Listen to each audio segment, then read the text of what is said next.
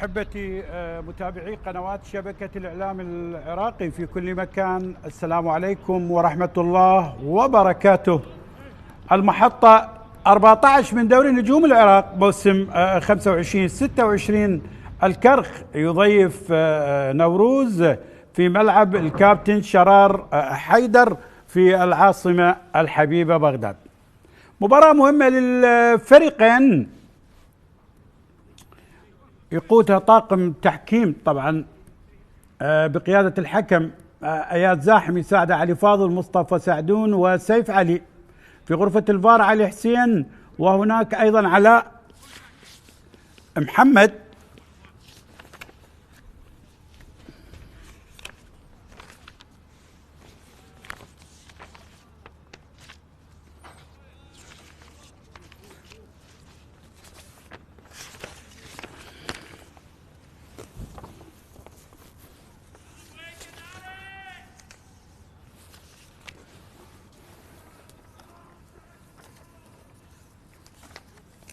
طاقم التحكيم طبعا كان بالصورة. مباراة مهمة للفريقين. الكرخ سابع الترتيب ب23 نقطة، ونوروز بالمركز 15. يبقى المتصدر أربيل ب30 نقطة، بعد ذلك القرمة ب26، وهناك القوى الجوية 23، الشرطة رابعا ب25 نقطة.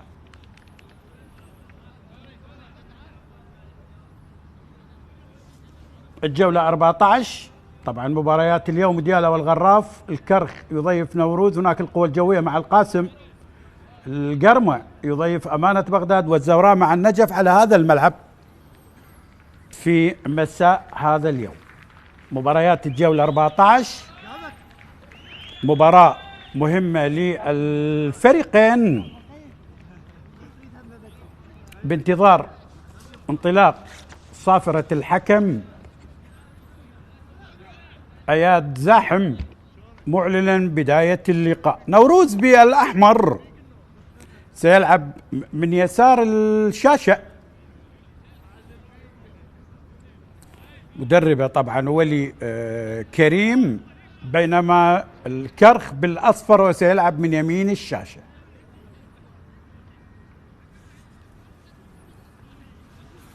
إذن الكرخ ونوروز لحساب الجولة 14 من دوري نجوم العراق موسم 25-26.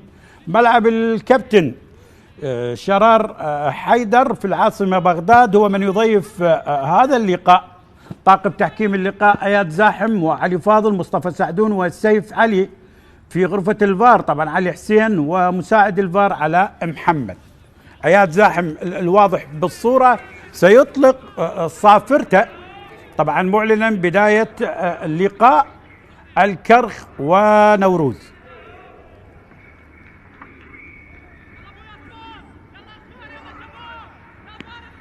إذن على بركة الله انطلقت الصافرة. لقاء الكرخ ونوروز لحساب الجولة 14 من دوري نجوم العراق موسم 25-26. نوروز طبعا بالأحمر ويلعب من يسار الشاشة كرام الضيف، ومدربه طبعا ولي كريم يلعب برضا عبد العزيز بحراسة المرمى. هناك بخط الدفاع اللبناني محمد الحايك، البرازيلي جيفرسون، ويتواجد أيضا النيجيري جوشوا ومحمد دلاور. بينما بالوسط محمد رضا، أحمد إيسيارا، ويوسف علي خليل، وبالمقدمة مروان حسين والبرازيلي كلاوديو مارادونا.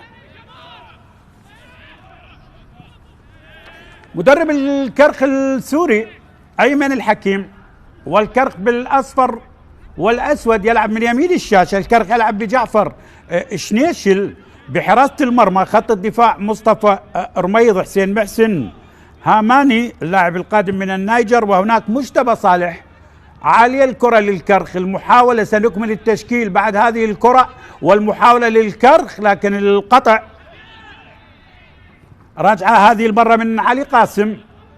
بالوسط بالنسبة لنادي الكرخ صهيب رائد، علي قاسم اليومفاي، اللاعب السنغالي حسين زياد بالمقدمة، وهناك أيضا مصعب جمال بالمقدمة، يونس حمود. عالية لفريق الكرخ، القطع من الدفاعات، حاول باهية يقطعها، التحضير من الكرخ، بداية قوية للفريقين، الطموح النقاط الثلاث سواء لأيمن الحكيم المدرب السوري اللي يقدم نتائج مميزة مع الكرخ، أو لولي كريم المدرب اللي أتى طبعا خلفا للمدرب الصربي السفج. أمامية الكرة من مجتبى، قطع بها الوسط، تصل لمحمد رضا، لاعب اللي سبق أن مثل الزوراء ولعب بالدوري الإيراني، عنده هدف وحيد. بينما هنا اللبناني الحايك، محمد الحايك في الاستقطابات الجديدة. هذا مصطفى رميض بدأ مع سامراء، الظهير الأيمن لنادي الكرخ. هذا الحكيم أيمن الحكيم المدرب السوري صاحب 66 سنة، أشرف على تدريب طبعا منتخب سوريا الأول، الأولمبي، الجيش السوري، أيضا عمل بالدوري العراقي مع دهوك، وحقق نتائج ممتازة الموسم الماضي مع نادي القاسم. قطع للكرة، المحاولة الآن محمد رضا يعيدها هذه المرة إلى أحمد إيسيا لليسار، الحايك اللاعب اللبناني. عالية الكرة داخل منطقة الجزاء، ويحصلها الحارس جعفر شنيش. هذا مجتبى صالح، سجل في آخر مباراة للكرخ، مباراة التعادل بالواحد مع أمانة بغداد. هذا ولي كريم هو اللي أوصل طبعا نادي نوروز إلى الدوري النجوم في موسم 21. سين محسن قادم الجديد من نادي القاسم، راجعة من هاماني بالوسط، اليومفاي السنغالي يلعبها إلى اليسار. مجتبى 3 مواسم مع نادي الكرخ، قادم من نادي القاسم. مجتبى عنده هدف أيضا على أمانة بغداد في المباراة الأخيرة. كرخ قادم من تعادل بالواحد مع أمانة بغداد، بينما نوروز قادم من فوز جيد على نادي القاسم بال3-0. يبقى أربيل بالصدارة، كان مصعب جمال بالصورة، عنده هدفين على النجف والكهرباء. بينما هذا اللبناني لعب للصفاء اللبناني وللبرج، وابعاد من جعفر شنيشل حارس اللي يمثل طبعا نادي الميناء. كرة بيع الوسط، علي قاسم، هدف على نادي الموصل إلى اليومفاي، من هناك رميض، مصطفى يلعبها أمامية الكرخ، محاولة، تمريرة، تحضير، حلوة الجملة، الله حلوة الجملة ما بين حمود وصهيب، يونس مع صهيب. هذا صهيب أرعد، لاعب اللي يمثل النفط بفترة من الفترات. كرخ طبعا يحاول 23 نقطة أن يصل إلى المركز الثالث، يكون خلف القرمة من خلال هذا اللقاء. بينما نوروز المركز 15 يريد طبعا مغادرة هذه الأماكن المهددة بالهبوط ويكون في الأماكن الدافئة. كرة بالوسط، أحمد إيسيا يلعب الكرة، راجعة هذه المرة لجوشوا، محمد رضا نادي نوروز، الانطلاقة من هناك، اللي بعد لي الكرة من مصطفى رميض. طبعا غيابات مؤثرة للكرخ، يغيب يونس غني لاعب الوسط المميز، وكذلك حسن علي برهي بخط الدفاع. انطلاقة الآن، محاولة ابعاد من الدفاعات الكرخ، محمد رضا يحاول، دلاور أقدم لاعبي الفريق، القطع من مجتبى، الهجوم الآن، محاولة، التمريرة بمكان جيد، صهيب من هناك، لكن جيفرسون البرازيلي، قطع للكرة، روى، صراع، محاولة، راجعة هذه المرة، رميض، مصطفى يلعب الكرة، حسين محسن، القطع الآن، علي خليل، انطلاقه، اللاعب اللي يلعب للطلبة ولنفط ميسان، محاولة لنادي نوروز وحصلها جعفر شنيش. حلوة المباراة، مباراة بادية بقوة، محاولة، لاحظ كانت محاولة خطيرة والتغطية حاضرة. أحمد إيسيا لاعب النيجيري القادم من القوى الجوية. غيابات نادي نوروز تتحدث عن الحارس هاني الشاكر، مرتضى هديب، حسن عاشور، وكاكاو حسام مالك. الصراع ما بين صهيب رعد وأحمد إيسيا، والخطأ هذا اياد زاحم، اول مباراه يديرها للفريقين، رجل صاحب ال 35 سنه من محافظه صلاح الدين، بينما هنا الكابتن مجتبى صالح. حديث مع غرفه الفار، لا وجود لي شيء. كرخ، مجتبى يلعب الكره، محاوله الان، تمرير إلى مجتبى داخل منطقة الجزاء، القطع من جوشوا إلى تماس لنادي الكرخ. الكرخ سابع الترتيب، هو متساوي بالنقاط مع الزوراء والطلبة. الانطلاق الآن، صهيب يحاول إلى علي قاسم، تمرير، محاولة من اللاعب اليوم فاي لليمين، رميض، مصطفى، تمريرة، محاولة، القطع من هناك وبحث عن خطأ، لا وجود لي شيء. روى يلعب الكرة، روى يوسف، تمريرة لمحمد رضا، محاولة الانطلاقة لكن تصل لحسين محسن، لاعب القادم من نادي القاسم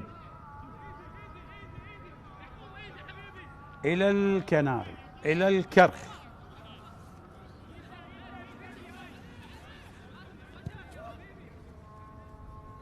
جوري هاماني يلعب الكرة إلى حسين محسن، كناري، الكرخ يحاول بهذا اللقاء. نوروز زار بغداد زيارتين هذا الموسم وخسر مرتين، طبعا خسر من الزوراء 2-1 وخسر من الشرطة ب2-3. راجع الكرة، اليوم فاي السنغالي، عالية، محاولة ليونس حمود هداف الفريق، تقطع الكرة، راجعة هذه المرة، محمد دلاور يلعب الكرة، أحمد إيسيا لروى، علي خليل عيد الكرة، إيسيا، تمرير، القطع، الكرخ يحاول الآن تمريره إلى صهيب بساحة لعب فريق نادي نوروز، يبحث عن الارتداد السريع، الكرخ، تمريره، مصعب، جمال، الخطأ الآن، الانطلاقة، هذا مروان، 3 أهداف لمروان هذا الموسم، سجل على القاسم هدفين وسجل على الميناء بالنسبة لمروان حسين. عالية الكرة والانطلاقة وتصل لجعفر الشيخ، فكرتها كانت جيدة لكن إلى محمد دلاور، لكن أقرب كانت للحارس جعفر شنيش. حسين محسن، عملية البناء لفريق نادي الكرخ. جوري هاماني قادم من النيجر في الميركاتو مع حسين محسن. الميركاتو الشتوي لنادي الكرخ. اتصل لي عليه، تمريرة هاماني، حاول لليمين إلى حسين محسن. التمرير الآن، طالت الكرة والقطع من جيفرسون باهي البرازيلي، لاعب القادم من القرمة. راجع الكرة للكرخ، التمرير لحسين محسن،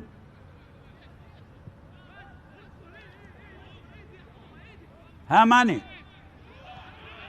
إلى السنغالي اليومفاي لليسار، محاولة مجتبى خطيرة داخل منطقة الجزاء، القطع من جوشوا كلاوديو قريب، ابعاد هذه المرة محمد دلاور، راجعة، استقبال جيد للكرة والخطأ، خطأ واضح على مروان حسين، لاعب اللي يمثل الزوراء والشرطة والطلبة. بالنسبة لمروان كان هداف للدوري موسم 2014 ب 15 هدف. هذا مروان في الموسم الماضي عندما قابل الكرخ نوروز سجل مرتين في شباك الكرخ. بالنسبة لمروان حسين، الانطلاق الآن والمحاولة، حمود يلعب الكرة عالية وخطيرة بعد من دفاعات نوروز داخل منطقة الجزاء، حاول الكناري وهناك الخطأ. هذا اياد زاحم اول مباراة يديرها للفريقين، بينما هنا حسين زياد. لاحظ الكرة كانت من مصعب لحسين زياد، اعتبرها دفع طبعا على محمد دلاور باللقطة الماضية.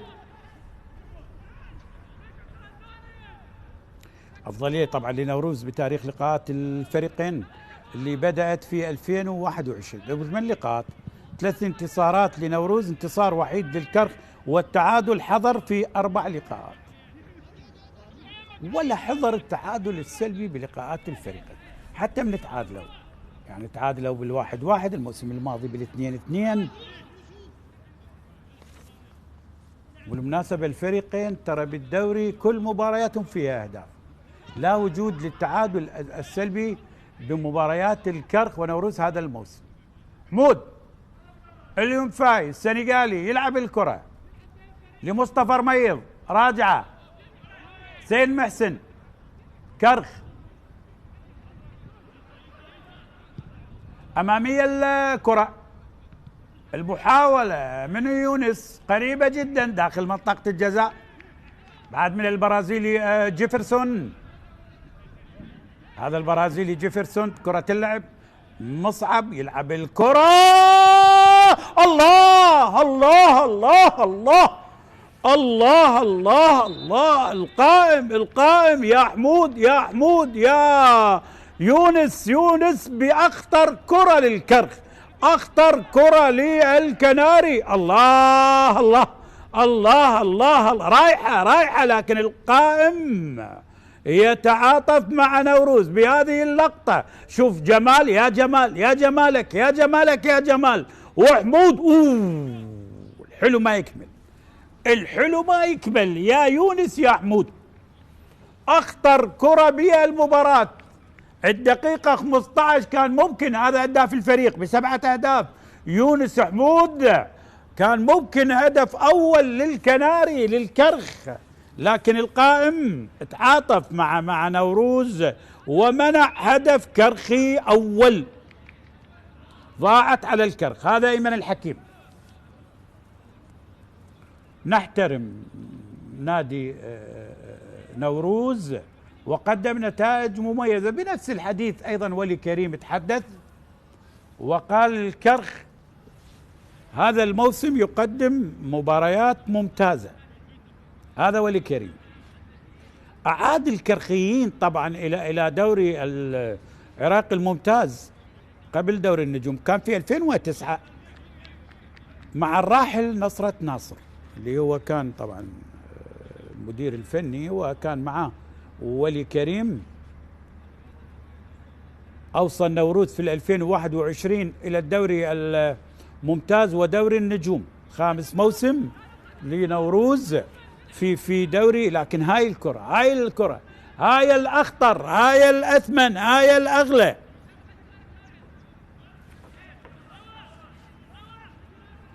ضاعت. القائم أخطر الكرخيين، أفضل الكرخيين. كل مبارياتهم فيها أهداف، وكل لقاءاتهم فيها أهداف.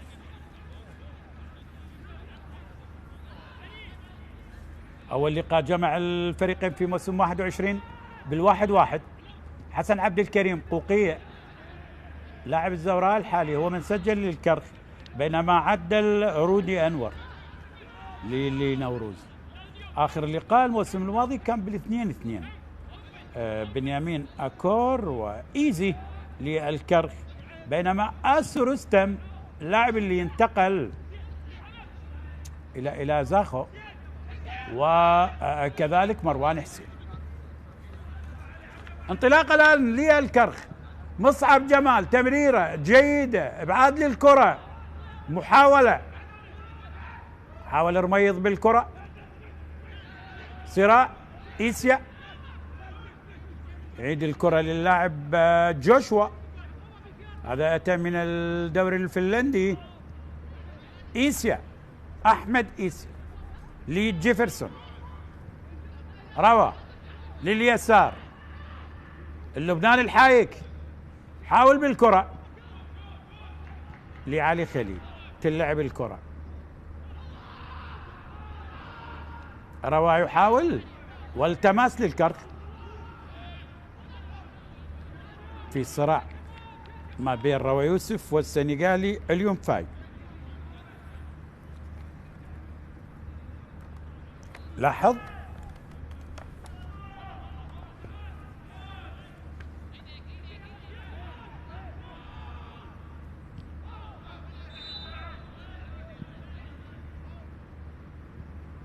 أحمد إيسيا، هذا صهيب، بينما التماس رميض. مصطفى يلعب الكرة ليونس، تقطع هذه المرة من محمد الحايك، راجعة بالوسط، محاولة، هاماني، التحضير والانطلاقة والمحاولة، خطيرة خطيرة خطيرة خطيرة، الله، مرت. أفضل الكرخ، أخطر، أكثر وصولا، يا حسين يا زياد، جهة اليمين، الله شغالة. هذا الفنان يا جمالك يا مصعب يا جمال. لمسها أعتقد محمد دلاوي باللقطة الماضية، وبالسلامة. سلامة لجيفرسون. لكن الأبرز، الأميز، المؤثر، الخطير، اللي عامل الفارق مصعب جمال لاعب الكرخ. كرتين بفرصتين، الكرخ أخطر. هذا لعب لديالة، لعب للطلبة. مصعب جمال، فرصتين للكرخ ضاعت، خطيرة الكرة كانت.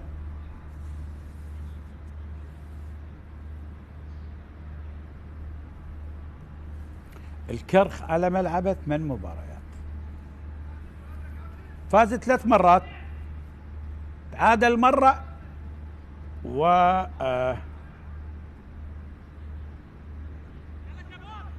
4 مرات، 3 مرات، تعادل 4 مرات وخسر مرة. يعني خسارة وحيدة كانت للكرخ على هذا الملعب، كانت في بداية الدوري في 13/9/2025. تعادل 4 مرات. انطلاق الآن حسين زياد، محاولة خطيرة، مصعب جمال، الرقم الأصعب لغاية الآن في اللقاء محاولة، هل فيها شيء؟ حكى المباراة يشير الاستمرارية.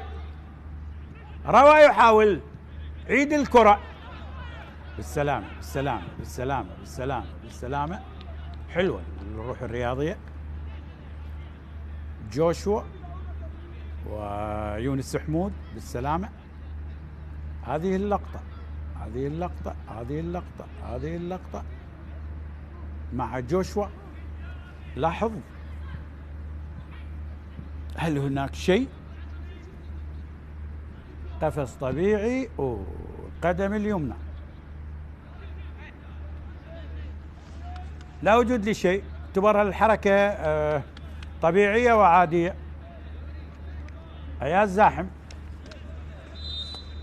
حكم اللي يدير هذا اللقاء.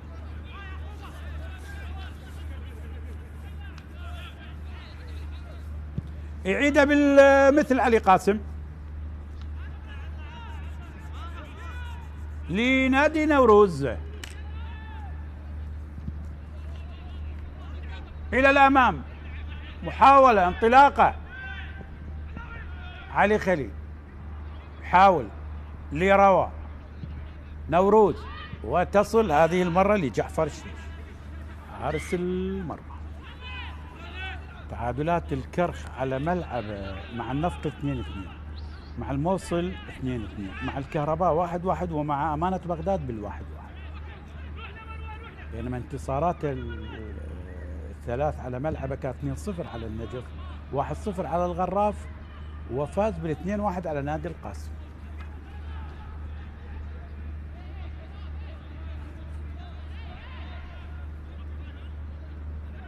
قطع من محمد الحايك، تلعب الكرة للكرخ. الانطلاق الآن، حاول روى مجتبى قريب، أوليفيرا، هدف هدف هدف هدف هدف هدف لنوروز، هدف لنوروز. مروان حسين يزور شباك الكرخ، فعل ذلك مرتين الموسم الماضي ويسجل الآن.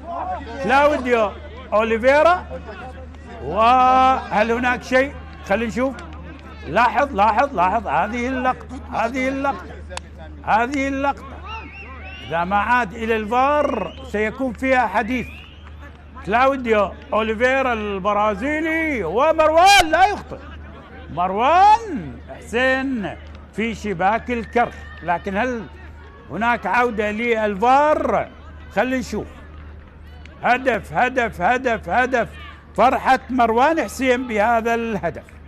دائما ما يسجل على الكرخ، يعني الموسم الماضي سجل هدفين. ينتظر الفار. هدف لمروان حسين بالدقيقة 25 من عمر اللقاء. عاد للفار، فيها شيء، عاد للفار الآن. اياد زاحم عاد على لقطة روى يوسف. هناك هل هناك لمسة يد؟ واضح واضح. لاحظ لاحظ اللقطة، واضح واضح واضح. لمسة يد، لمسة يد واضحة. اليومفاي ولمسة يد. لاحظ لمسة يد يا زاحم. ربما هناك قرار جديد. لمسة يد واضحة، واعتقد سيلغي الهدف. اياد زاحم، اياد زاحم، لمسة يد واياد زاحم، واحتسب الغى الهدف، الغي الهدف على روى، على روى، على روى يوسف. رجعوها 0-0، رجعوها 0-0. واضحة لمسة يد والغاء للهدف، واضحة واضحة واضحة. بالتالي ترجع لل0-0. روى يوسف لمسة يد وزاحم وباليد، والغاء لهدف نوروز. نرجع لل0-0. 26 دقيقة. يا من تتابع قنوات شبكة الإعلام العراقي في كل مكان، تعادل سلبي حبايب بين الكرخ ونوروز لحساب الجولة 14 من دوري نجوم العراق موسم 25-26. مروان لأوليفيرا الأخطر طبعا نادي نوروز. أوليفيرا البرازيلي هدفين طبعا على النفط والغراف، ومروان حسين على محمد رضا عنده هدف على الكهرباء لاعب الزوراء السابق، احترف في الدوري الإيراني.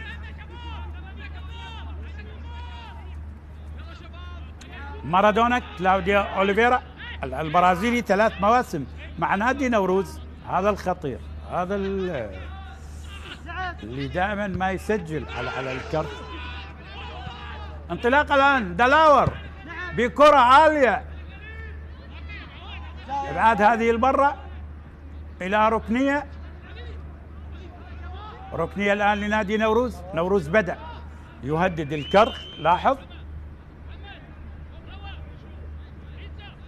كان باللقطة فاي اليوم فاي مع مروان. الركنية الآن أوليفيرا، ابعاد للكرة. شوفوا المهاجم وين متراجع، يونس حمود. التماس الآن محمد الحايك لنادي نوروز. حلوة المباراة لكن بحاجة إلى هدف، ما يهمنا الهدف لنوروز للكرخ. كرة اللعب أوليفيرا إلى التماس البرازيلي أوليفيرا بالسلامة. نوروز خارج السليمانية 7 مباريات، فاز مرتين على القاسم وعلى الغراف، وتعادل مع الميناء، وخسر 4 مرات. خسر من زاخو الخسارة الأقصى 0-4، من الزوراء 1-2، من الشرطة 2-3، ومن نفط ميسام بال1-2. زين محسن بعد الكرة مرة أخرى، روى خطيرة تمريرة تصل لحسين زياد. الانطلاق الآن مجتبى الهجوم المرتد ويحصلها اللاعب جوشوا. يلعب الكرة إلى محمد دلاور، التمريرة والتماس. مروان هذا ولي كريم أشرف على تدريب أندية أخرى، الكهرباء، النجف، لكن هو ب7 مباريات عنده 10 نقاط مع نادي نوروز. أنقذ نوروز يعني من المركز 19 وهو الآن بالمركز 15. نوروز ما كان جيد طبعا مع الصربي السفج. ابعاد الكرة كان جيفرسون. مجتبى يلعب الكرة، المحاولة الآن عملية تحضير وإلى التماس.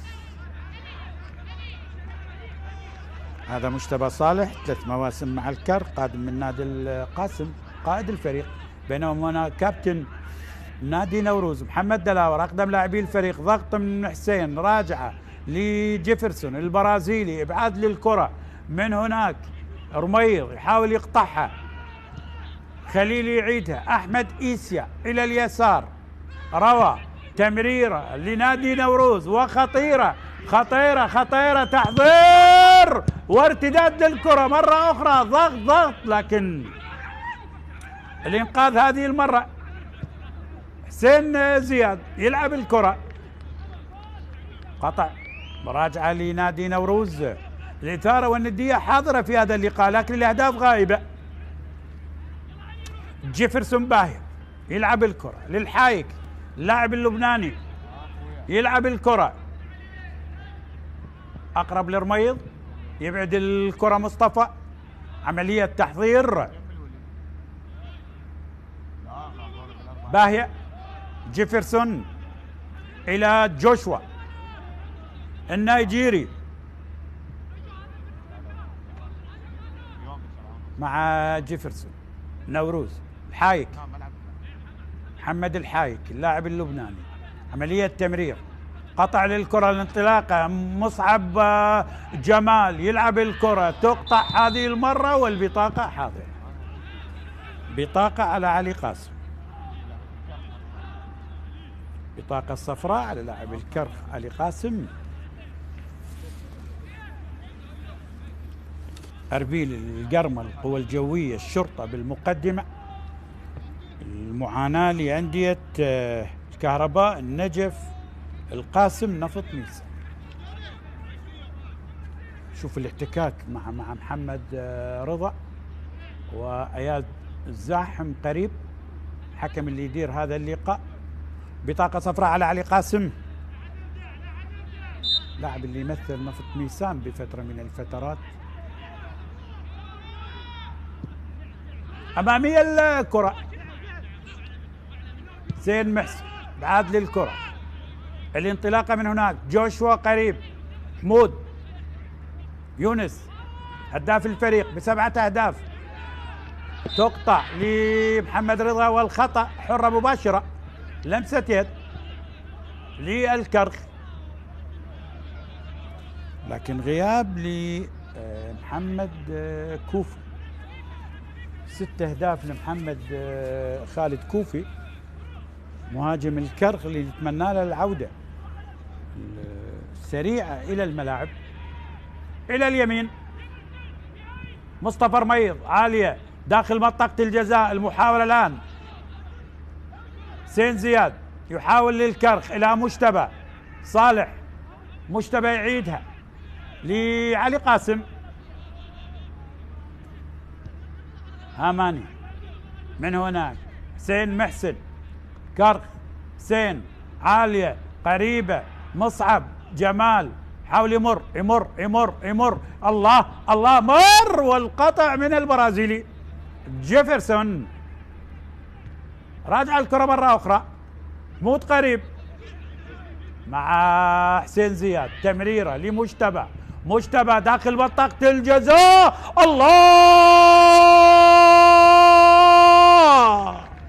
الله، يونس حمود للكناري، للكناري، كنار العاصمة، عالي بالسماء، عالي بالسماء، عالي بالسماء، عالي عالي عالي عالي، يونس حمود، وبالتالي الهدف الأول، هدف الأول للكناري، للكرخ بمرمى نادي نوروز، هدف أول، هدف أول برأسية، الله الله، مجتبى لحمود وكناري العاصمة، علي بالسماء، علي بالسماء، الله الله الله الله، على طريقة الكبير أبو ذنون، على طريقة يونس محمود، وهو اسمه قريب أيضا، يونس حمود، حمود حمود حمود، الله، صعبة صعبة صعبة صعبة، طبعا على رضا عبد العزيز، صعبة صعبة، اي نعم، افرح افرح يا رجل بهدف، وبالتالي الكرخ يتقدم بهدف عن طريق طبعا يونس. هل هناك شيء؟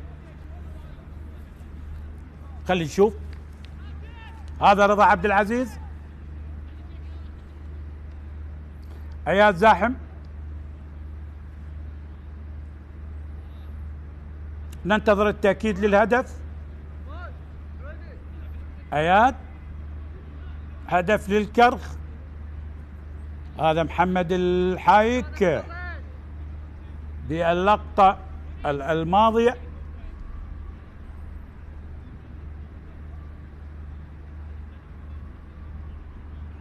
لا يعني هاي اللقطة ما بيها لمستين، لاحظ، اوه يا مصعب يا جمال، اوه يا مصعب يا جمال، هنا الحالة سليمة، لا بها تسلل ولا بها أي شيء، لكن لقطة مصعب، وبالتالي فرحة يونس حمود ب8 أهداف مرت على رضا. اياد زاحم يونس حمود تكلموا يقول له الهدف شرعي، يقول له الهدف ما في شيء يعني، لكن ينتظر تأكيد الفار. يا زاحم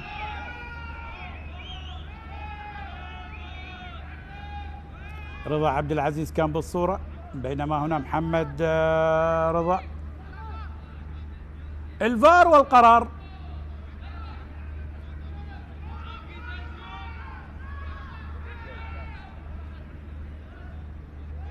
يا الزاحم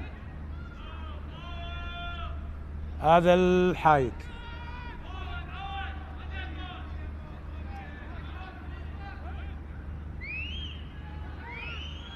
ننتظر اياد الحكيم قلم. ايمن الحكيم مدرب السوري، نتائج مميزه. الموسم الماضي كان مع القاسم،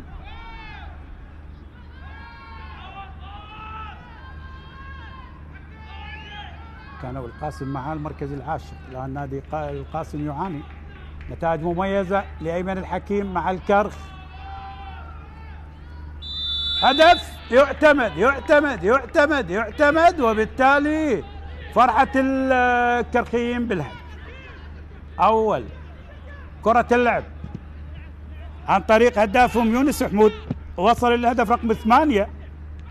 كرخ يتقدم. الانطلاق الآن، قطع من جيفرسون باهية، دقيقة 34. يونس حمود يتقدم للكرخيين على حساب نادي نور. روى، يحاول روى، تقطع هذه المرة من المميز من الرائع مصعب جمال، يلعب الكرة لعلي قاسم، يحاول بالكرة، تقطع الأول والتسديدة لكن تصل للشنيش. جعفر شنيشل حصل الكرة. تسديدة كانت من اللاعب جوشوا. هذا يونس حمود. جعفر الشيشي، الكرخ، عملية تحضير، حرة مباشرة والخطأ للكرخ. هذا صهيب رعد، بينما القادم من النجف يونس حمود يصل إلى هدف الثامن، ويقترب من الأوزبكي مهاجم نادي أربيل تيميروف ب 11 هدف. سلام علي جعفر شنيشل. أمامية الكرة للكرخ، مصعب جمال، حاول الآن إلى الركنية. ركنية الآن تقطع من اللبناني الحايك، ركنية للكرخ. داخلين على الدقيقة 40. يا من تتابع قنوات شبكة الإعلام العراقي في كل مكان، التقدم للكرخ بهدف عن طريق يونس حمود. هذا رضا عبد العزيز. كرة اللعب، رميض يلعب الكرة، تصطد، قطع مرة أخرى، المحاولة والخطأ، حرة مباشرة لنادي نوروز. خطأ للنيجيري أحمد إيسيا.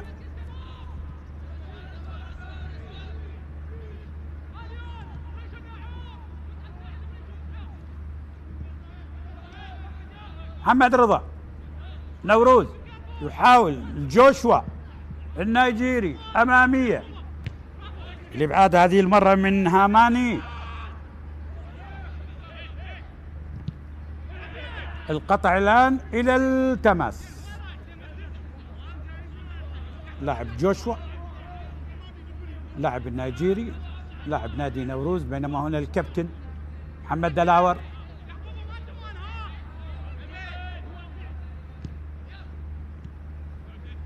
بالوسط إيسيا، راجعة، جوشوا نادي نوروز، تمرير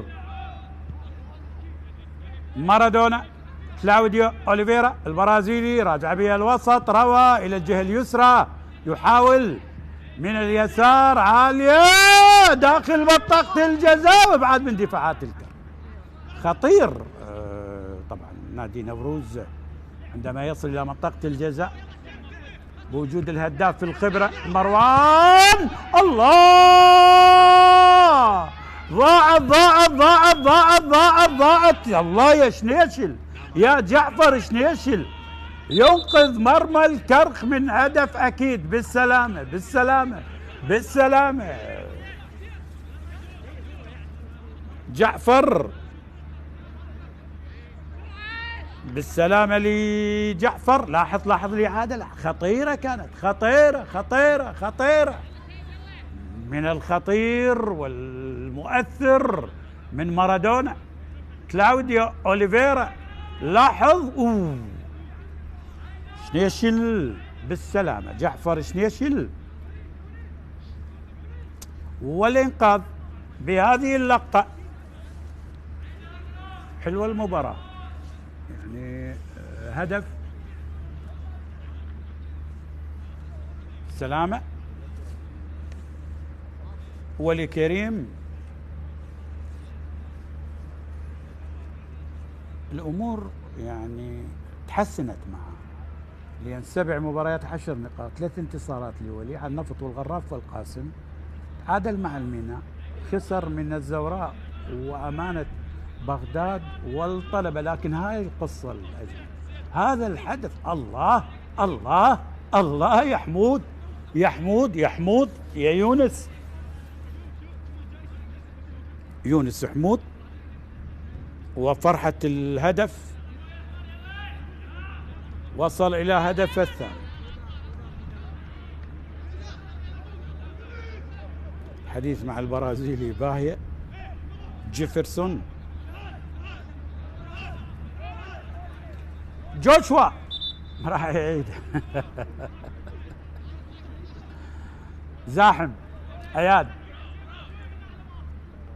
جوشوا يلعب الكرة، تقطع الآن الانطلاقة، مجتبى تمريرة، انطلاقة الآن، حسين زياد، كل يبحث عن حمود. مصعب راح يمر مر داخل منطقة الجزاء، بنالتي، ركلة جزاء. اياد زاحم، اعتقد ساعده مصطفى سعدون باللقطة الماضية. لاحظ يا الحايك بهذه اللقطة مصعب جمال. لاحظ محمد الحايك والإعاقة، وبالتالي خلينا نشوف بنالتي ركلة جزاء للكرخيين. هذا محمد الحايك، بنالتي ينتظر التأكيد من الفار.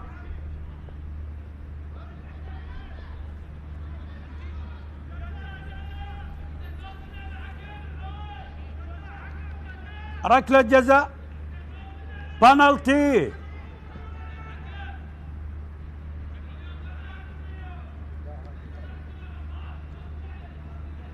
بنالتي الآن. علي خليل كان بالصورة. محمد الحايك، ركلة جزاء. لاحظ التدخل ومصعب. هذه اللقطة ركلة جزاء.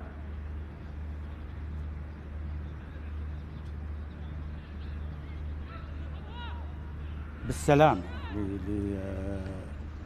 لمصعب جمال. يا جمالك يا جمال، أديت شوط أول رائع مؤثر. إن شاء الله سليم، إن شاء الله تمر. مصعب جمال قدم شوط رائع. هاي حمود ركلة جزاء للكرخ،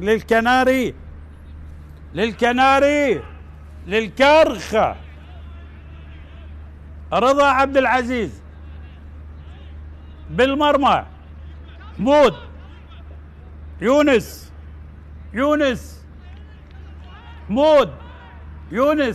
حمود ورضا. يونس، يونس للكناري، للكناري.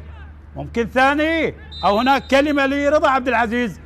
يونس، حمود حمود حمود حمود. برافو لرضا عبد العزيز. ضاعت ضاعت ضاعت ضاعت ضاعت، ضيعها حمود. والله هدفه بالراس، يعني سوى الصعب واضاع السهل. حمود وباللقطة الماضية مع رضا. لاحظ رضا عبد العزيز يمنع ثاني الأهداف للكرخيين. فرحة البدلاء الكادر الفني لنادي نوروز. هل هناك شيء؟ هل تقدم؟ هل هناك إعادة؟ يشير بالاستمرار. فرصة كانت ثمينة للكرخيين، يعني كانت تنهي الشوط الأول متقدم بال2-0، أفضل من ال1-0، لكن تألق لرضا عبد العزيز أعاد الأمل لنوروز. دلاور وركنية، هذا علي قاسم. ركنيتين للكرخ، ركنية لنادي نوروز. رضا تألق برد ركلة الجزاء. برافو لرضا عبد العزيز. مجتبى عالية داخل منطقة الجزاء وبعيدة الكرة، بعيدة إلى ركلة مرمى. راحت، اعتقد كان هاماني، ديوري هاماني باللقطة الماضية.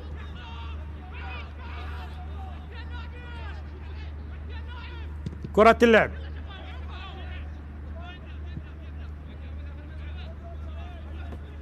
التمرير الآن.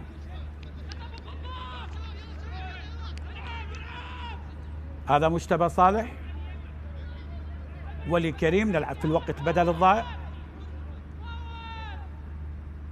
دقيقتين متبقية على النهاية. علي قاسم الكرخي يحاول التمرير مع مجتبى مرة أخرى، محاولة تمرير الكرخ. جوشوا يبعد الكرة وإلى التماس، خرجت الكرة.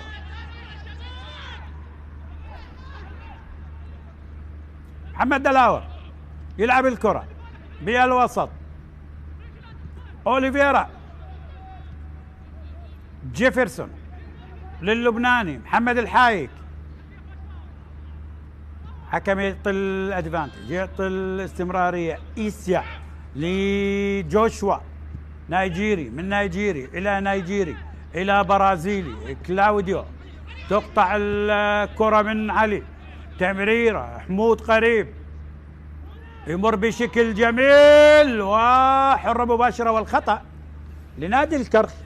هذا يونس حمود سجل هدف وأضاع ركلة جزاء. كان ممكن يعني بركلة الجزاء يصل إلى الهدف 9، يقلص الفارق مع الأوزبكي تيميروف، لكن ضاعت بتألق رضا عبد العزيز. علي خليل قريب وبالسلامة. لاحظ الانطلاقة والسقوط مع مصطفى رميض، هو راجع من إصابة هذا اللاعب. هذا رضا اللي رد ركلة جزاء. لاحظ حلوة لرضا. رضا عبد العزيز منع هدف ثاني للكرخيين. هذا رضا.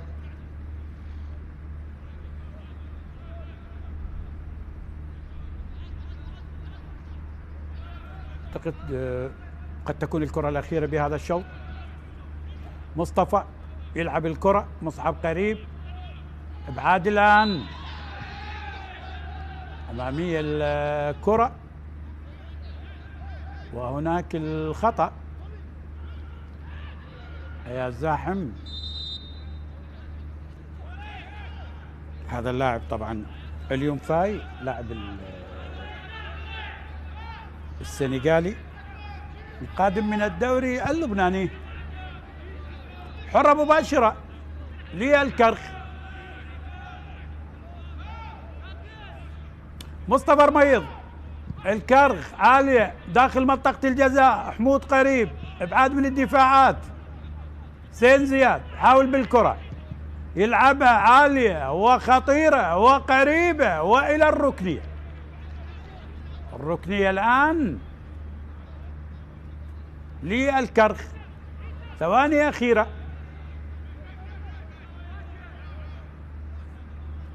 مصعب جمال قدم كل شيء بهذا الشوط، صنع هدف، تسبب بركلة جزاء وإلى ركنية أخرى، أو هل هناك صافرة؟ بالسلام. سلامة لرضا عبد العزيز حارس مرمى نادي نوروز. اللقطة الماضية رضا باللقطة الماضية، وركنية الآن. مجتبى صالح للكرخ داخل منطقة الجزاء، الكرة الخطيرة، الله! يونس حمود، يونس حمود، الله يا حمود للكناري، كنار العاصمة، عالي بالسماء، عالي بالسماء، عالي بالسماء. هذا الرجل راسه يشتغل يا جماعة، لا تخلوه على ركلات الجزاء، راسه يعمل ويشتغل. وثاني ثاني ثاني ثاني للكناري بنفس اللاعب من يونس حمود بنفس الطريقة، راسه يشتغل يا جماعة، راسه يعمل بشكل ممتاز، لا تطونا ركلة جزاء. يونس حمود 9 أهدافه. الله الله الله يا رضا، يا رضا، يا رضا عبد العزيز اللي يتصدى بركلة جزاء، لكن هاي صعبة، هاي صعبة، هاي صعبة طبعا على طريقة الكبار. الله الله الله، ننتظر الفار. يونس حمود بهدف ثاني.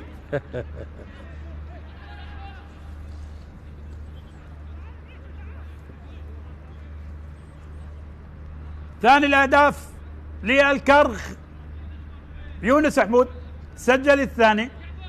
اعتقد نهاية شوط المباراة. هاي زاحم يا اياد، كرخ قدم شوط ممتاز 2-0 لغاية الآن. صافرة الحكم اياد زاحم تنهي شوط المباراة الأول. الكرخ على حساب نادي نوروز بهدفين مقابل لا شيء. الأهداف سجلت عن طريق يونس حمود. لنا عودة في بداية الشوط الثاني، إلى اللقاء.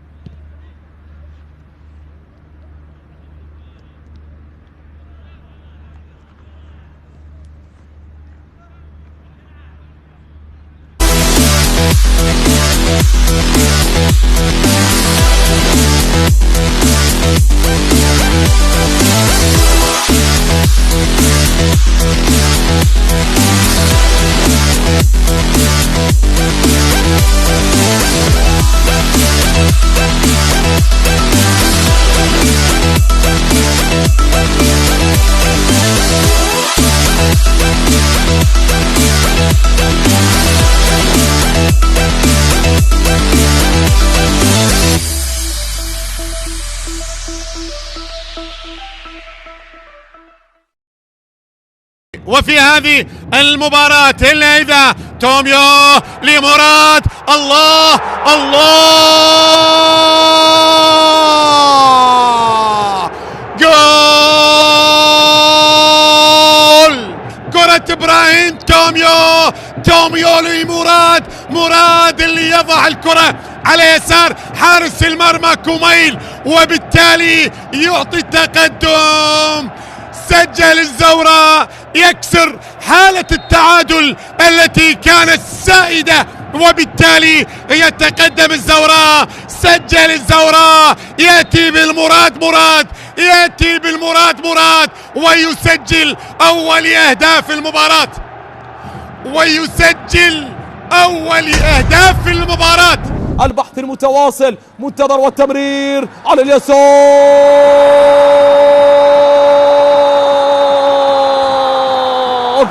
نعم، هو الوقت المفضل، هو الوقت الرائع والمحبب والمقرب للاعبي فريق نادي هوك.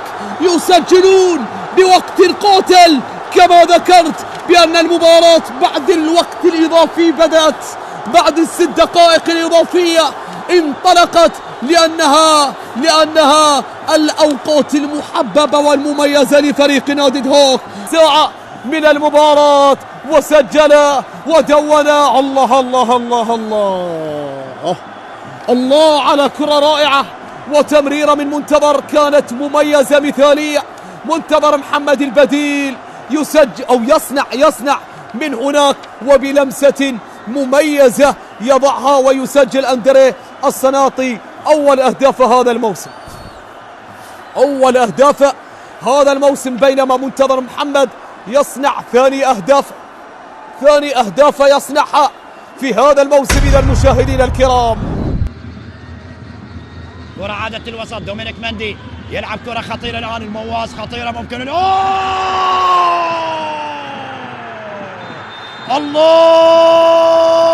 الله الله الله الله الله على المواس، الله على المواس بالإحساس يضعها في المرمى المواس. هنا الإعادة، هنا التمريرة للمواس. لاحظ هنا اللقطة، قد يكون متأخر مهند أبو طه، قدم مهند أبو طه متأخرة، لذلك محمود المواس يضرب بقوة من داخل منطقة الجزاء ويسجل أول أهداف المباراة. الشرطة يعلن عن افتتاح التسجيل عن طريق الهداف المميز دائما محمود المواس، ليضع 5 أهداف خلال هذا الموسم، وهذه المرة في مرمى الصقور، وهو سابقا أيضا سجل 3 أهداف لمحمود المواس في مرمى فريق القوة الجوية، وهذا هو هدف الرابع اللي سجله في مرمى القوة الجوية في مباريات الديربي، بعدما سجل في موسم 21-22 1-0 للشرطة إلى ركلة ركنية. هذا مهند أبو طه على التنفيذ للركنية داخل منطقة الجزاء. ظهر العماني عصام الصبحي بهدف ولا أروع. الله الله الله الله الله الآن يقدم الحلوى العمانية لجماهير القوة الجوية. عصام الصبحي أول الغيبة عن التسجيل مع القوة الجوية طيلة 12 جولة، الآن الجولة 13 عصام الصبحي يسجل هدف التعادل في مرمى الشرطة. الله الله الله الله الله الله، وضعها بهذه الطريقة بهذه الكيفية على يمين حارس المرمى أحمد باسل. صعبة يا أحمد باسل، صعبة يا أحمد باسل، صعبة. هدف التعادل العماني عصام يسجل القوة الجوية هدف التعادل. الله على مباراة ديربي. بابانوف الأوزبكي ورا داخل منطقة الجزاء خطيرة، الكرخ ممكن الآن يفعلها في هذه اللحظات. حيدر علي في أول لمسة داخل منطقة الجزاء خطيرة ممكن وهدف أول، جول للكرخ. مجتبى يسجل هدف أول لفريق الكرخ. دربكة داخل منطقة الجزاء لمرمى أمانة بغداد. أخيرا يأتي الهدف في الدقيقة 71 لنادي الكرخ في مرمى أمانة بغداد، وعن طريق مدافع اليسار مجتبى صالح يفتتح التسجيل في هذه اللحظات. الكرخ عن طريق مجتبى صالح اللي متواجد داخل منطقة الجزاء. لاحظ غير مراقب مجتبى صالح، لاحظ بدأت من حيدر علي بأول لمسة بدخوله للمباراة، والمحاولة استمرت، وسهيب رعد أيضا أحد بدلاء الكرخ اللي مرر كرة جميلة للاعب مجتبى اللي سجل هدف جميل، وعلى يسار حارس المرمى عبد العزيز عمار، ليعلن فريق الكرخ افتتاح التسجيل في هذه اللحظات. هذا هو هدف مجتبى صالح اللي قدم شوط أول ممتاز يكلل مجهوداته في هذا اللقاء بهدف في مرمى أمانة بغداد. مجهودات مجتبى صالح المميزة اللي كانت في الشوط الأول يسجل الآن أول أهداف لفريق أمانة بغداد. خلاص في الدقيقة العاشرة من الوقت المحتسب بدل ضاع. جبار يتقدم ويضعها في المرمى. هدف التعادل لأمانة بغداد. أمانة بغداد يعدل في الدقيقة العاشرة من الوقت المحتسب بدل ضاع. هدف التعادل من ركلة جزاء يضعها في المقص الأيسر لمرمى فريق الكرخ ليعدل النتيجة لتصبح النتيجة 1-1 الآن ما بين فريق أمانة بغداد والكرخ في هذا اللقاء. الكرخ يسجل عن طريق مجتبى صالح في الدقيقة 71 بينما أمانة بغداد الآن يعدل النتيجة بهدف جبار كريم من ركلة جزاء يضعها في المقص الأيسر لمرمى فريق الكرخ ليعدل النتيجة. 1-1 النتيجة. كم سيضيف؟ هو أضاف 6 دقائق لكن أعتقد راح يضيف دقائق. يلف ويدور، ممكن لعب كرة أمامي، هذه خطيرة لمصلحة راوا يوسف، خطيرة. الله، جول أول في المباراة يسجل لمصلحة نادي نوروز. الله الله الله الله، كانوا الأفضل، كانوا الأحسن، وبالتالي الآن يسجل نادي نوروز الهدف الأول في هذه المباراة. يسجل عن طريق محمد رضا، هدف الآن يأتي لمصلحة نادي نوروز. محمد رضا ليسجل هدفه الثاني في هذا الموسم. لاحظ هذه الكرة، هذا دلاور لف ودار بشكل ممتاز. هنا راوا يوسف، هنا المرور، هنا المهارة وكرة. الله، سجلها محمد رضا اللي يسجل ثاني أهدافه في هذا الموسم بعد أن سجل في مرمى الكهرباء. الآن يسجل ثاني أهدافه في هذا الموسم. نعم، هو محمد رضا بالتخصص، بالتوقع، بالتمركز، بالوقت المناسب. يسجل الآن هدف لمصلحة نادي نوروز، الهدف الأول. قصير ذكي، لعب الكرة عالية، جول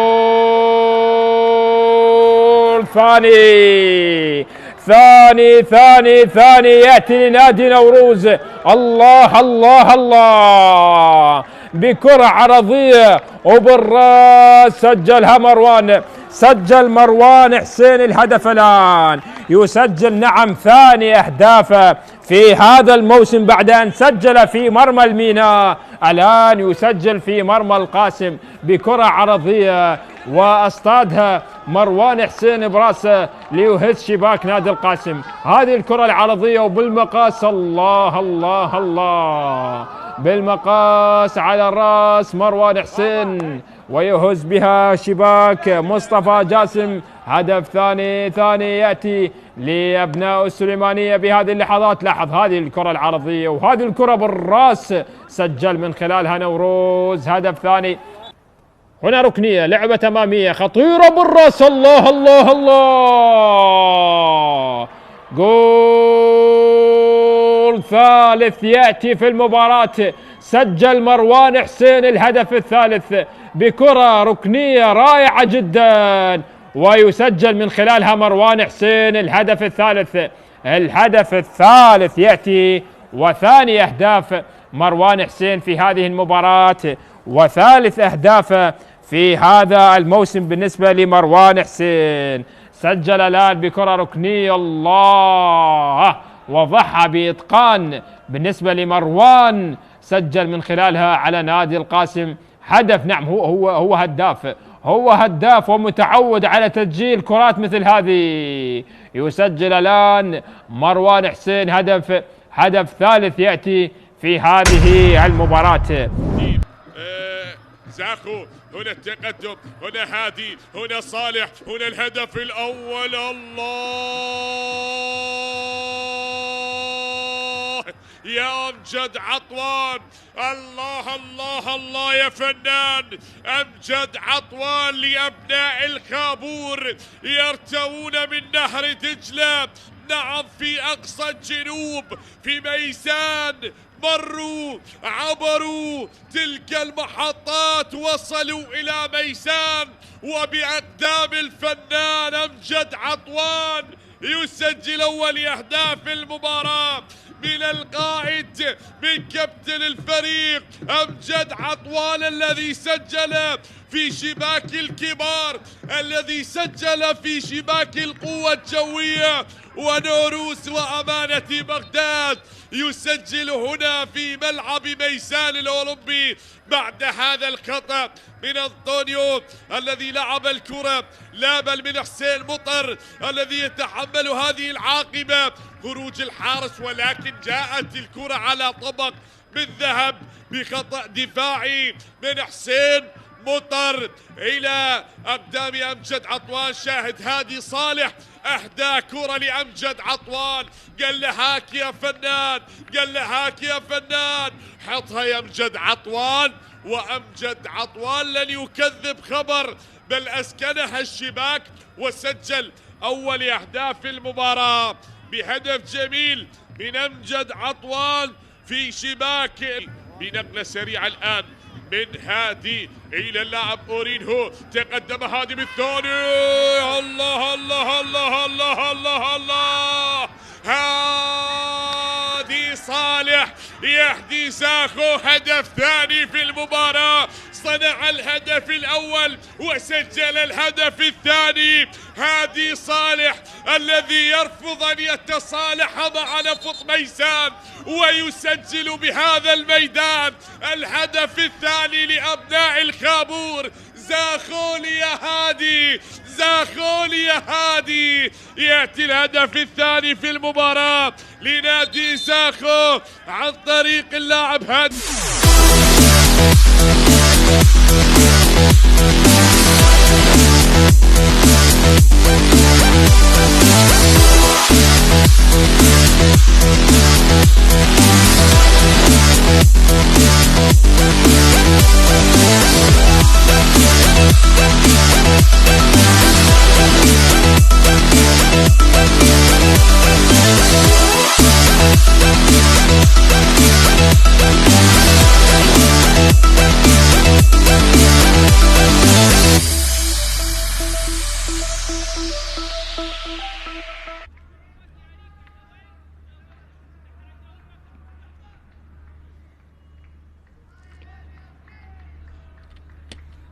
أحبتي متابعي قنوات شبكة الإعلام العراقي في كل مكان، أجدد التحية معكم، ويسرني أن أنقل لكم الشوط الثاني لمباراة الكرخ ونوروز، طبعا لحساب الجولة 14 من دوري نجوم العراق موسم 25-26.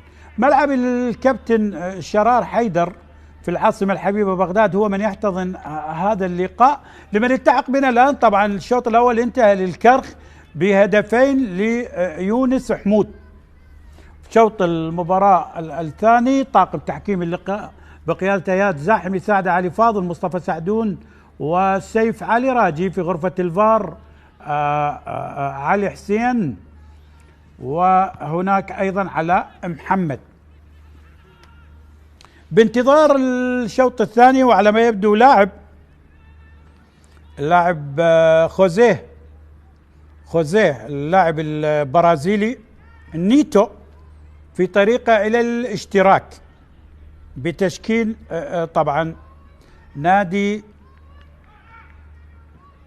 نيتو، بتشكيل طبعا نادي نوروز والكرخ. وبداية شوط المباراة الثاني بصافرة الحكم اياد زاحم، كرام الضيف طبعا نادي نوروز وولي كريم. نتكلم عن الهجوم الآن، المحاولة لنادي نوروز والبداية القوية، علي يحاول لكن ابعاد لي الكرة. هناك تغيير بتشكيل نادي نوروز، ولي كريم يلعب برضا عبد العزيز، هناك محمد الحايك، جيفرسون، جوشوا، محمد دلاور، بينما بالوسط محمد رضا، أحمد إيسيرا، ويوسف وعلي خليل. بالمقدمة يلعب مروان حسين وكلاوديو أوليفيرا.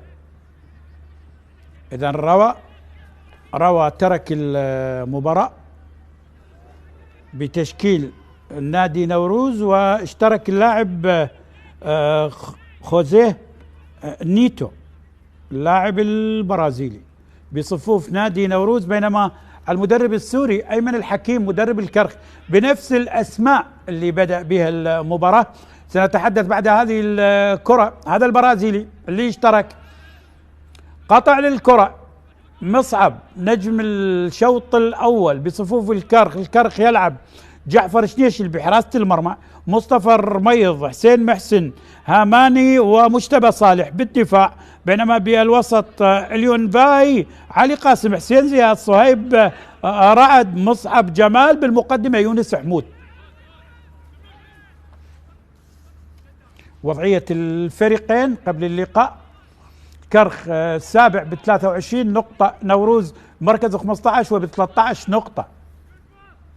محاولة الآن من يونس، حاول يمر صاحب الهدفية لغاية الآن إيسيا، يقطع الكرة، حاول بالكرة علي خليل، تقطع هذه المرة بالوسط، طالت على مجتبى صالح.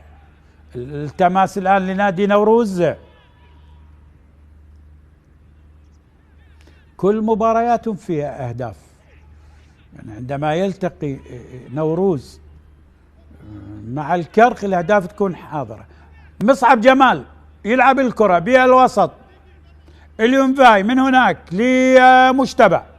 مجتبى صالح، حاول يغير على اليمين، خاطئة البرازيلي نيتو إلى محمد رضا. إيسيا حاول بالكرة، أحمد إيسيا اللاعب النيجيري. محاولة الآن لنادي نوروز، عالية الكرة، المحاولة من علي، انضم طبعا علي خليل إلى العمق، وأصبح نيتو بجهة اليسار. الحايك الآن عالية، لكن جعفر شنيشل بيمسك محكم. هذا جعفر شنيشل بيمسك ممتاز. استدعي طبعا للمنتخب الأولمبي العراقي بفترة من الفترات، لعب لمنتخب الشباب العراقي. هاي اللقطة الماضية، نوروز طبعا انتصارات الأربعة كانت 3-0 على القاسم، 1-0 على الغراف، 2-0 على النفط، 3-2 على الكهرباء، عند تعادل وحيد مع الميناء. ونوروز 8 خسائر لهذا الفريق. الانطلاقة من هناك، محاولة حسين زياد، حاول بالكرة، ضغط الآن، القطع والتماس. خسائر لنوروز: 0-1 من أربيل أمانة بغداد والطلبة، 0-2 من الدهوك، من نفط ميسان 1-2 من الزوراء 1-2، 2-3 من الشرطة، والخسارة الأقصى كانت من زاخو، خسر ب0-4. باهية جيفرسون حاول يلعب الكرة مع محمد رضا، نادي نوروز. محمد حاول يمر، التمرير إلى جوشوا، مرة أخرى إلى اليسار، جيفرسون باية، طالت الكرة، حسين قريب، محسن يبعد الكرة إلى تماس لنادي نوروز. هذا حسين محسن. أيمن الحكيم العقيد السوري بنتائج مميزة مع الكرخيين لغاية الآن. محاولة الآن، أوه يا مصعب، يا جماله، يا جماله باللقطة الماضية، يعني لعب الكرة بشكل مميز وحصل على التماس. هذا مصعب جمال. اياد زاحم بالصورة، أول مباراة يديرها للفريقين، صاحب 35 سنة من محافظة صلاح الدين، طبعا هو دبلوم بالحاسبات. بينما هنا محمد رضا، هذا رميض، مصطفى رميض، وهنا الحكيم. أينما يذهب يترك بصمة، يعني في موسم 2011 مع دهوك كان ثاني، بعد اربيل، وكان مواطنه السوري نزار محروس ومن احرز الدرع لنادي اربيل، الدرع الاخير. هذا جمال، هذا جمال، هذا مصعب عاليه، خطيره خطيره، يا ولد يا ولد يا ولد، يا ثالث يا ثالث،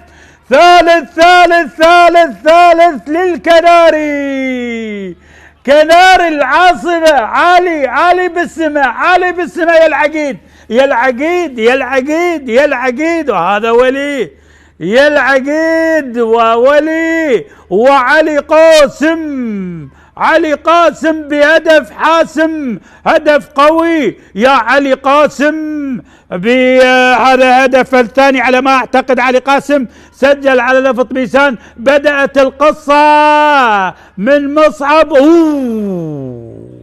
الله الله الله، قوية قوية قوية، كرخية كرخية كرخية، قوية كرخية في شباك نوروز، في شباك نوروز، يا ولد يا ولد.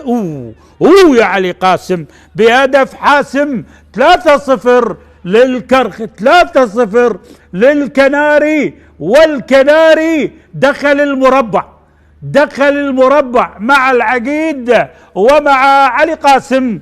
وصل الى، لا والله الثالث الثالث الآن في المربع الذهبي للكرخيين. الكرخ وثالث أهدافه في مرمى نادي نوروز.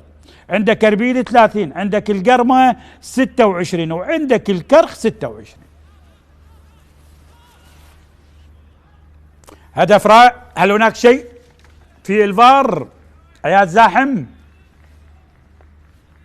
ثالث الأهداف للكرخيين، وخلي نشوف. هدف يحتسب، تأكيد الهدف، تأكيد الهدف. محمد يلعب الكرة، الحايك عيد الكرة، جيفرسون أمامية. كلما يأتي نوروز إلى بغداد يخسر هذا الموسم، يعني زيارتين سابقة. هذا صاحب الهدف الجميل علي قاسم.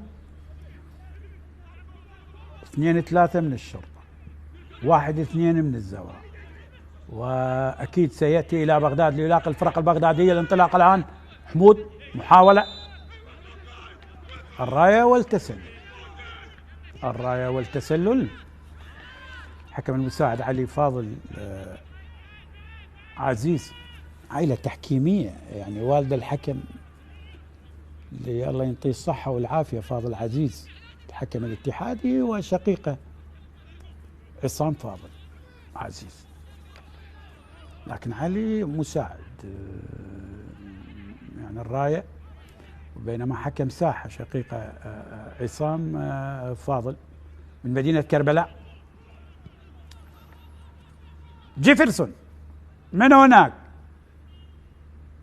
جوشوا بالوسط، إيسيا تقطع الآن، محاولة الانطلاق، محاولة التمرير إلى علي، علي طمع سجل ثالث، قال لك خلي أسدد.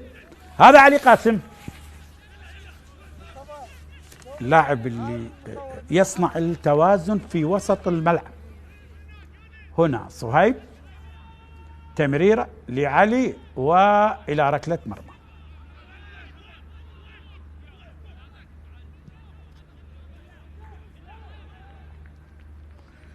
يعني انتصارات الكرخ خارج ملعبه كانت على الهوك بال3-2، على نفط ميسان بال2-1، 2-0 على الميناء. لكن لغاية الآن مباراة لم تنتهي، أكبر نتيجة بفوز 3-0 لغاية الآن. هذا مصعب جمال، يا جمالك على هذا الأداء. كرخ دائما يحتضن اللاعبين الشبان المواهب، وبعد ذلك الشبان والانتقال إلى الفرق الجماهيرية. دلاور عالية، محاولة خطيرة لنادي نوروز، محاولة الآن التسديدة كانت من البرازيلي نيتو، لكن تصل لجعفر شنيش. نيتو حاول، اللاعب اللي اشترك بالشوط الثاني،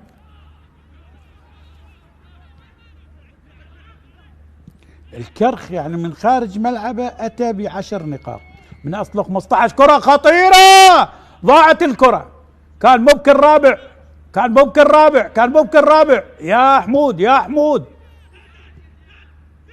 وبعدين يا حمود بالرأس يسجل، لكن بالقدمين اليوم ما محظوظ. هو سجل ترى بالدوري يعني 7 و2 الآن 9. اقترب من الأوزبكي هداف نادي أربيل تيميروف. صهيب تمرير، مصعب، رميض، أداء رائع لصهيب، رعد للكرخ، وبالتالي إلى ركلة مرمى. حلوة المباراة يعني 3-0 لغاية الآن. الكرخ أفضل يعني بالخطورة، بالوصول، بالأهداف، بالحيازة.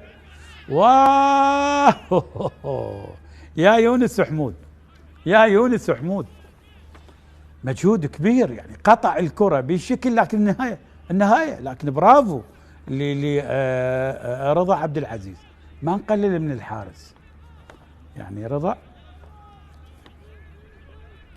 تغييرين، ابراهيم محمد سيشترك، ولي كريم بتغييرين، هذا يونس حمود.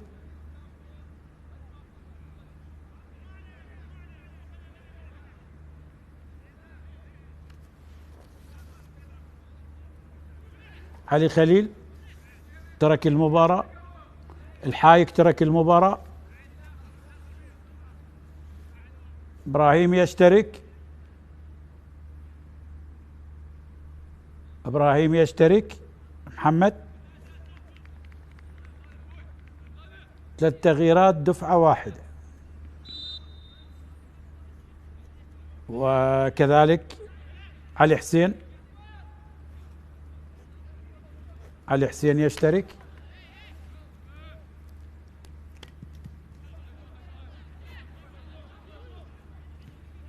تمرير الآن نادي نوروز،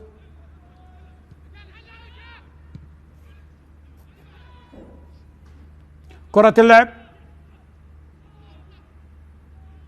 المحاولة إلى التماس، هذا محمد دلاور.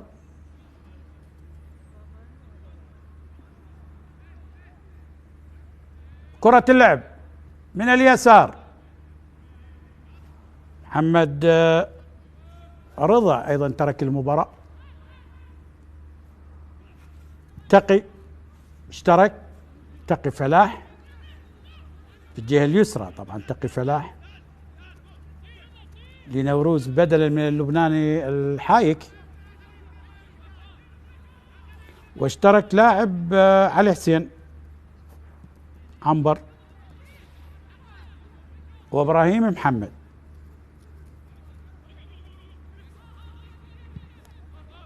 أربع تغييرات لغاية الآن للسيد ولي كريم مدرب نادي نوروز. الهجوم الآن، قطع للكرة، تماس الآن، هذا حسين محسن، إضافة جيدة، بينما هنا إبراهيم محمد. مصطفى رميض الكرخ، ساعة من اللعب، 3-0 لغاية الآن للكرخ على حساب نادي نوروز. الأهداف سجلت عن طريق يونس حمود، هدفين، وهدف عن طريق علي قاسم. محاولة الآن، وهل هناك شيء؟ ركلة جزاء، بنالتي يحتسب لنادي نوروز. ركلة جزاء، ركلة جزاء، بنالتي. ننتظر التأكيد. اللقطة الماضية نيتو لاحظ، وبالتالي ركلة جزاء. حديث مع الفار. لمس باليد موجود، لكن هل يرتقي إلى ركلة جزاء؟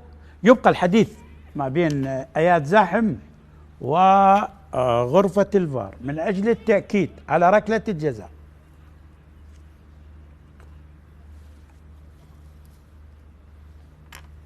اياد زاحم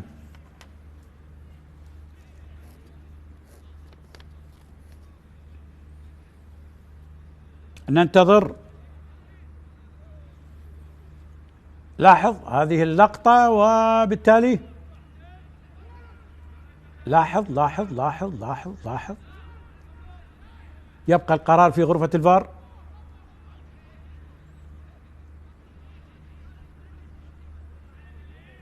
ننتظر القرار من الحكم اياد زاحم. اكتسب ركلة جزاء بالشوط الأول للكرخ، أضاحى طبعا يونس حمود ولكريم مع الكادر الفني المساعد دلاور. الحديث، هل هناك بنالتي؟ أيمن الحكيم السوري بنتائج رائعة مع الكرخ.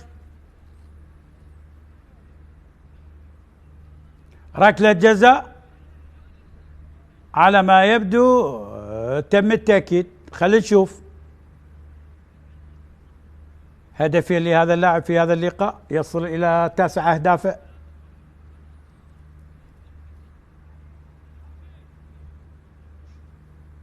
حسين محسن تم تأكيد ركلة الجزاء. كلاوديو أوليفيرا مارادونا، هذا المساعد برسيار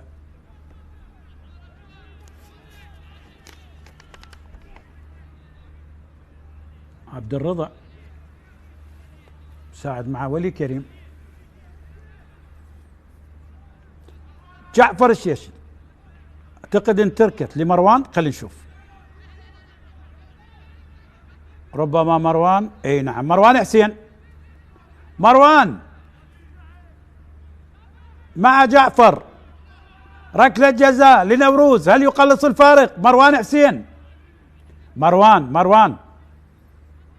مروان حسين مع جعفر شتيشل.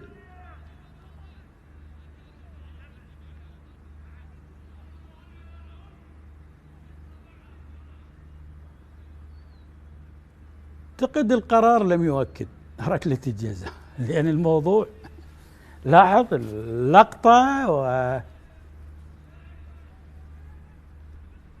لاحظ اوه بهذه اللقطة والله صعبة. خلينا نشوف. ربما رجعوا للتسلل، وبالتالي مروان حسين الحديث مع الكباتن، مع دلاور، مع مجتبى صالح، وبالتالي ننتظر القرار. اياد زاحم الكرخ الموسم الماضي انهى بالمركز 14، نوروز الموسم الماضي كان 9.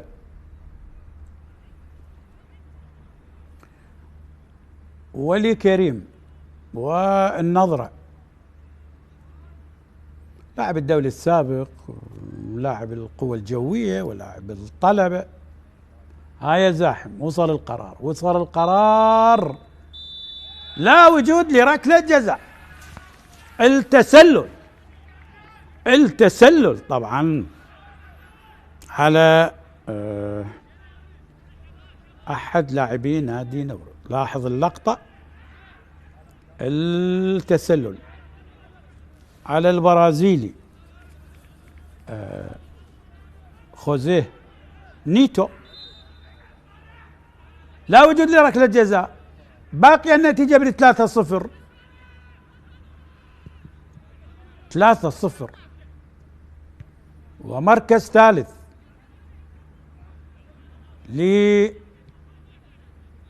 الكرخيين بنفس التوقيت القوى الجوية يلعب، يعني هم داخلين المربع، داخلي اليوم، لأن الشرطة القرمة أيضا تلعب. على أي حال عالية الكرة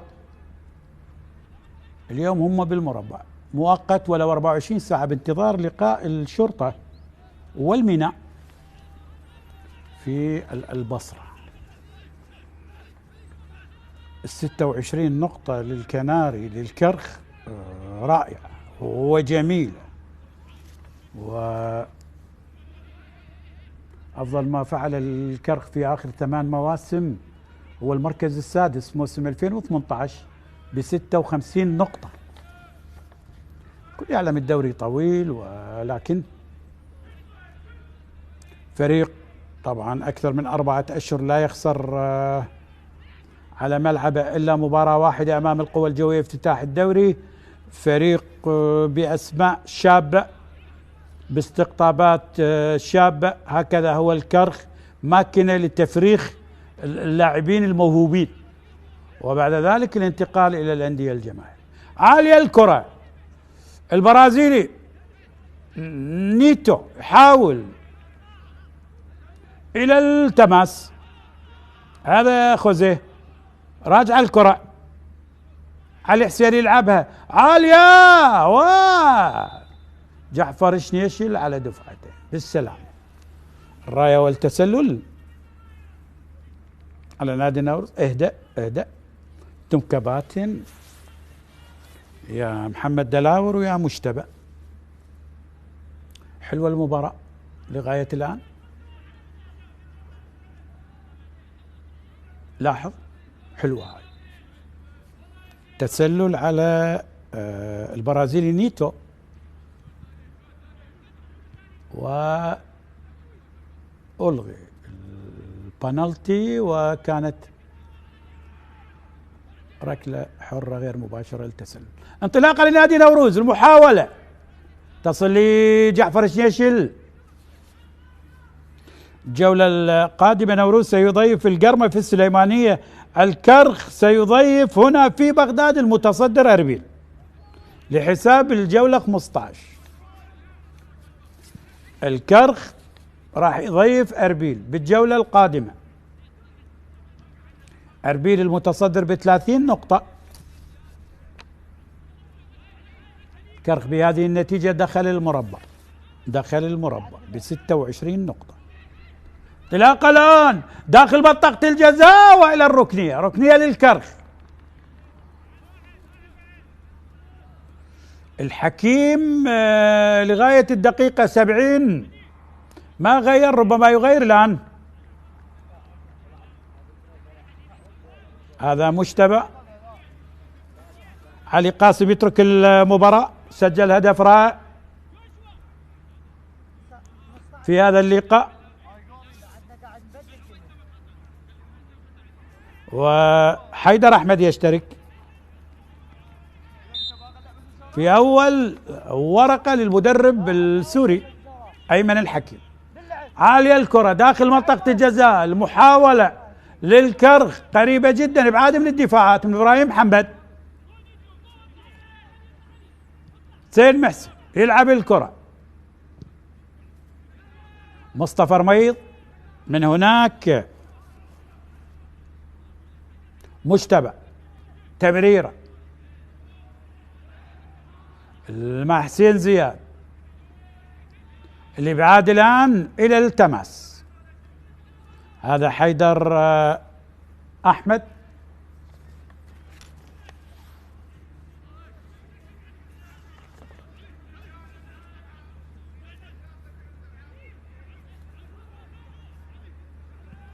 علي حسين يلعب الكرة،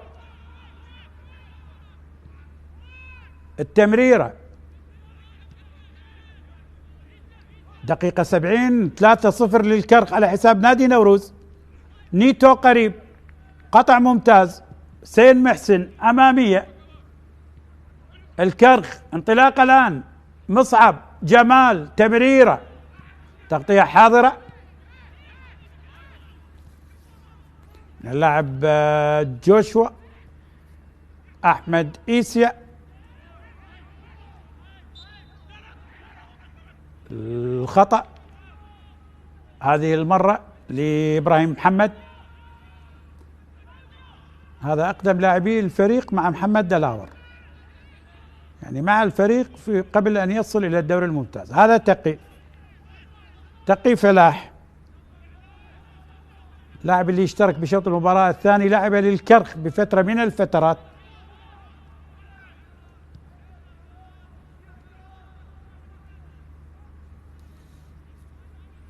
تمرير الآن، الانطلاقة، راجع الكرة، علي يلعبها،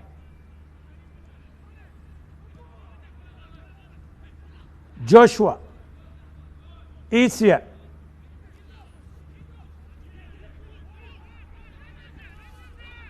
اعتقد جيفرسون ترك المباراة. شاهد علي صالح بالتشكيل،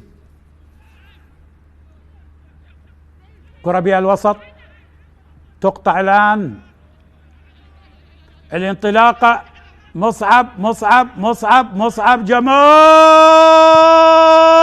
الله الله الله الله، كان ممكن رابع. هذا مصعب جمال، شوف الهجوم المرتد، الله الله، علت العارضة بقلب، حلوة الهجمة. مصعب جمال مرت. جوشوا عيد الكرة مع إيسيا لإبراهيم،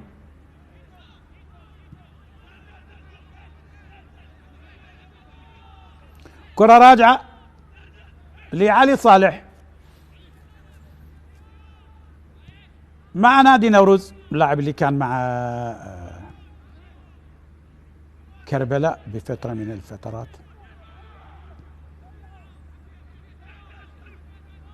علي صالح نادي نوروز بالوسط، علي حسين عنبر، جوشوا نوروز،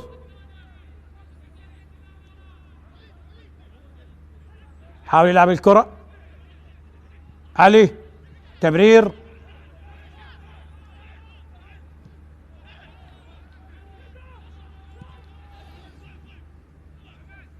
تعود من رضا إلى علي صالح، حاول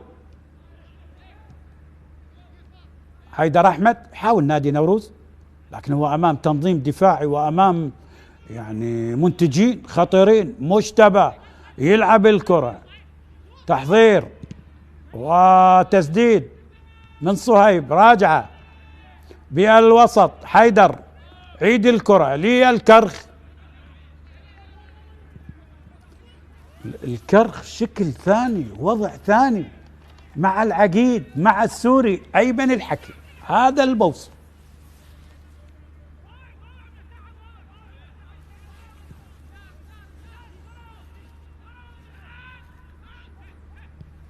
علي حسين عنبر يلعب الكرة، مروان يحضرون لاعب آخر، لاعب عمر أحمد دلاور، حاول والخطأ، محمد دلاور والخطأ، حرة مباشرة لنادي نوروز.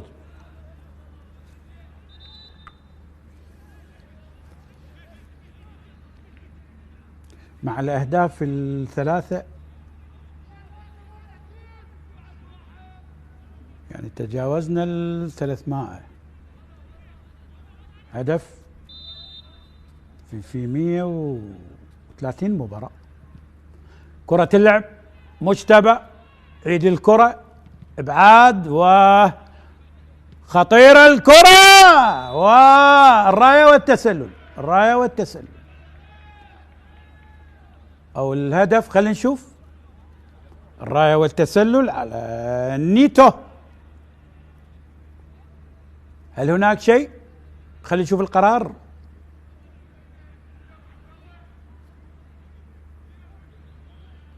لاحظ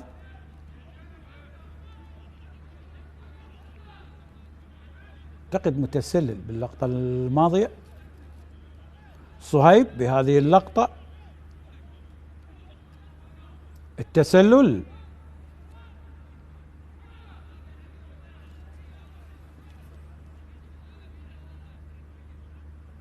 شوف القرار.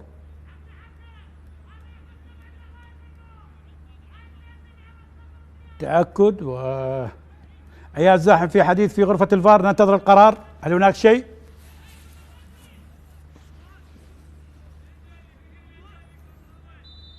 اي نعم، اعتقد اعتبرها خطأ، لمسة يد عالية الكرة. يونس حاول ابعاد من الدفاعات، راجع الكرة الى تماس لنادي نوروز. دقائق الاخيرة هذا حيدر احمد لاعب اللي اشترك في شوط المباراة الثاني. لاحظ اي نعم، هاي لمسة اليد على كلاوديو اوليفيرا،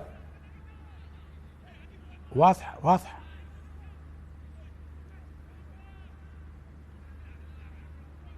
نادي نوروز يلعب بثلاث مهاجمين الآن، أوليفيرا ومروان والبرازيلي الآخر نيتو، لكن دفاعات الكرخ لغاية الآن وخرجت الكرة.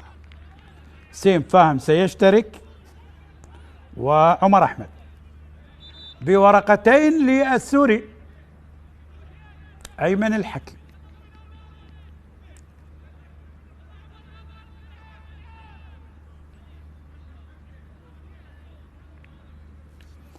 حسين زياد يترك المباراة، وصهيب رعد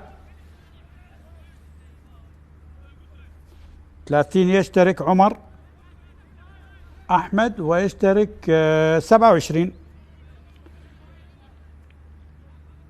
لاعب المنتخب الأولمبي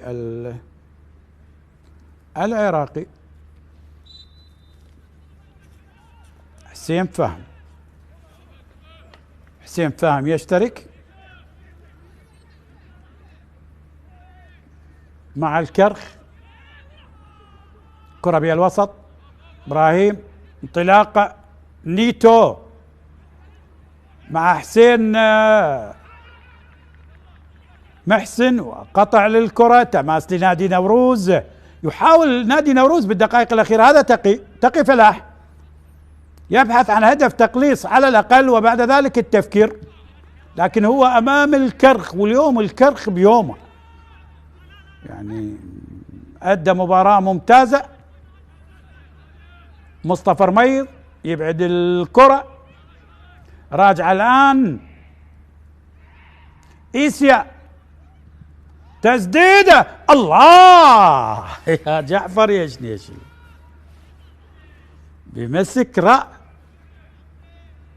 لاحظ اعتقد مروان، اي نعم مروان، لقطة رائعة، مسك محكم، طيران رائع.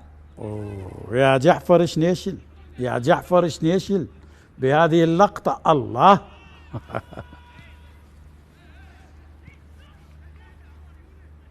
وعلى خطى على خطى ابو حمراء محمد صالح، الحارس اللي قدم الكثير للكرخ، اعتقد الان هو مشرف مع الرديف. محمد صالح ابو حمراء كان من الحراس المميزين بنادي الكرخ. انطلاقه الان، مجتبى، انطلاقه داخل منطقة الجزاء، خطيرة خطيرة خطيرة، حيدر يلعب الكرة، طالت. هجوم الآن مرة أخرى، تقي إلى الأمام، حسين محسن يبعد الكرة، الإبعاد هذه المرة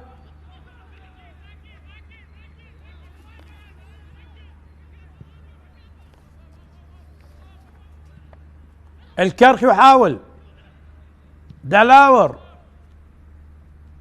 أمامية، الينفاي أبعد الكرة. 3-0 لغاية الآن، 8 دقائق على النهاية.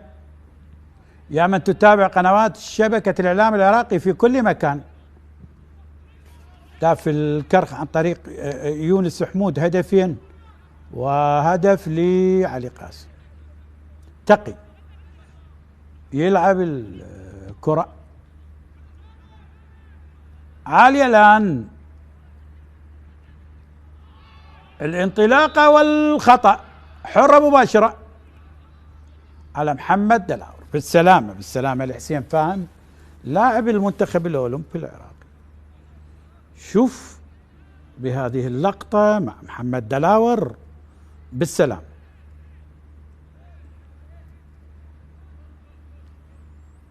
أيا الزاحم أدى مباراة جيدة طبعا مع علي فاضل ومصطفى سعدون وسيف علي راجي. هناك في غرفة الفار علي حسين وعلى محمد، مقيم سبهان أحمد.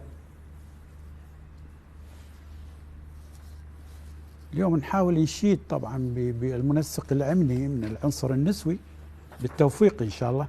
مبرمج الأقدم ابتهال طالب صغير، جهود كبيرة لأمن الملاعب بدورنا، وهم سبب طبعا من النجاح لدورنا. وهذا الهدف الجميل الرائع لعلي قاسم.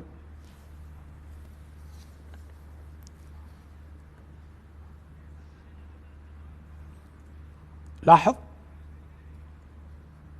هذا الثالث ب3 نقاط، يكونون ثالث مؤقتا بانتظار النتائج. الكناري بالمربع، هو بالمربع اليوم بنتيجة مميزة تحسب طبعا لأيمن الحكيم، للاعبين، لإدارة النادي، للكوادر الفنية المتواجدة. نادي الكرخ بالشبابية، بالأسماء الجميلة، يدخل المربع.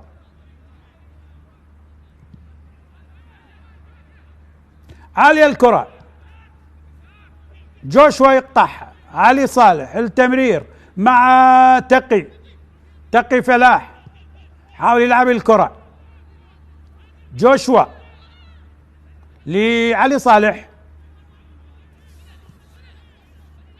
هو نوروز طبعا خسر بال4-0 من زاخو، الآن متأخر بال3-0. دلاور، أوليفيرا، إبراهيم، تمرير، القطع الآن، مصعب ينطلق. ما عليك يا مصعب، والله أديت مباراة كبيرة، أدى مباراة كبيرة مصعب جمال، لاعب اللي بدأ مع ديالة، لاعب للطلبة. نيتو أمامية، محاولة، حيدر أحمد، تمرير إلى حيدر، انطلاق الآن، رابع ربما ما ماشية وياك اليوم يا حمود، ما ماشية وياك يا يونس حمود اليوم. فقط أهدافك بالرأس، برأسيتين. هاي فيها وما فيها هاي اللقطة، والله ضاعت على أي حال على الكرخ. كان ممكن رابع.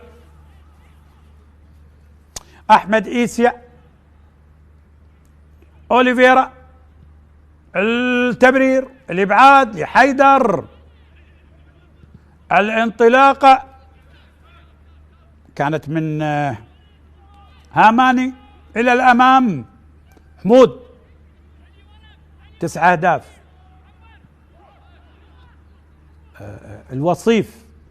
الوصيف بالهدافين بعد الأوزبكي تيميروف. يوم رائع، يوم سعيد للكرخيين، يوم سعيد للكناري. عندهم بالهدافين الوصافة يونس حمود بالتسعة، ودخلوا المربع بال26 نقطة لغاية الآن. مربع الكبار في دوري النجوم مع أربيل، القوى الجوية، القرمة والشرطة. راجع الكرة، مجتبى مصعب أدى مباراة ممتازة. جوشوا الدقائق الثلاثة الأخيرة، وبالثلاثة الكرخ على حساب نادي نوروز. هاي اللقطة الماضية كان هاماني. ابراهيم يلعب الكرة، تنقطع، اوليفيرا قريبة جدا. هذا شنيش اللي حصل، جعفر شنيش اللي حصل الكرة. بالسلام، بالسلامة لجعفر شنيشل. كرخ في طريقة إلى الانتصار السابع، نوروز في طريقة إلى الخسارة التاسعة. ربما هناك تغييرات. حسين فاهم بالسلام، بالسلامة، بالسلامة.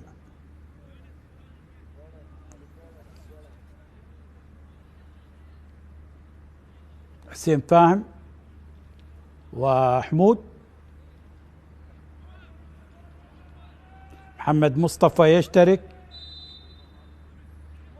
هذا الهدف والأهداف الجميلة لحمود.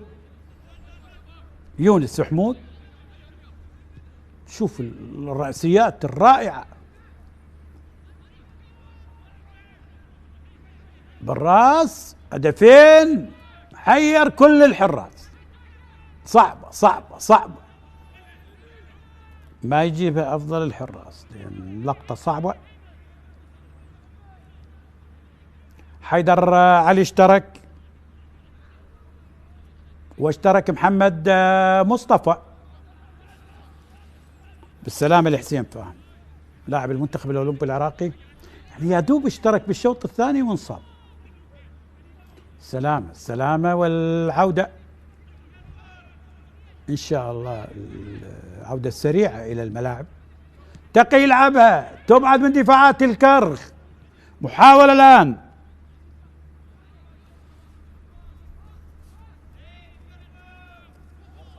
كرة اللعب، نيتو، حسين محسن، كرخ، رميض والخطأ لمصطفى رميض. حرة مباشرة للكرخ.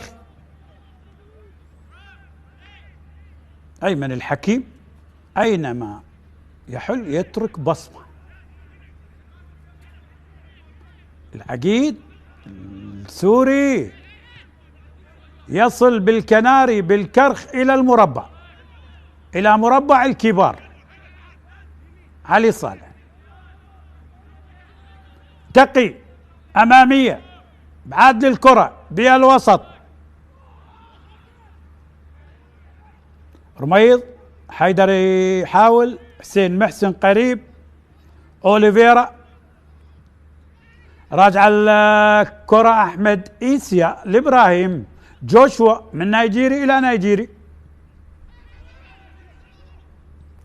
كلاوديو وخطيرة، الله، الراية والتسلل من دقائق.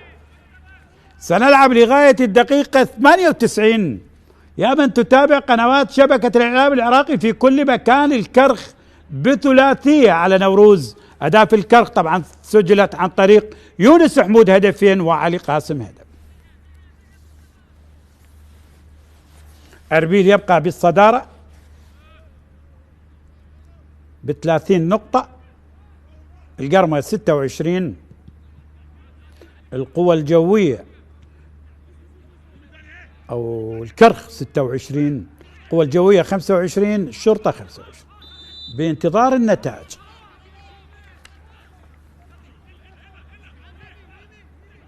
هذا علي حسين بالصورة كان.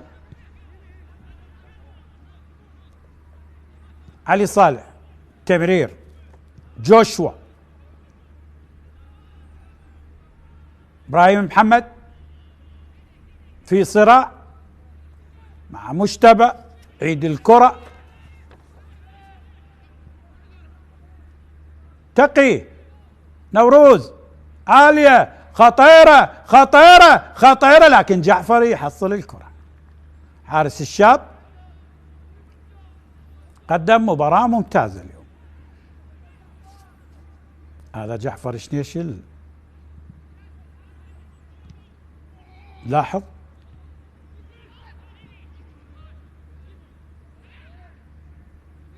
الإشادة أيضا بملعب الكرخ، ملعب الكابتن شرار حيدر، بملعب جميل احتضن مباريات كثير، يعني 3 أندية لغاية الآن على هذا الملعب، وزيد على ذلك أيضا في مباريات لأندية أخرى، يعني الأمانة والنفط هنا والكرخ كذلك. في مباراة اليوم الزوراء والنجف ستكون على هذا الملعب. البطاقة الصفراء محمد مصطفى والحديث، بطاقة صفراء على حسين محسن.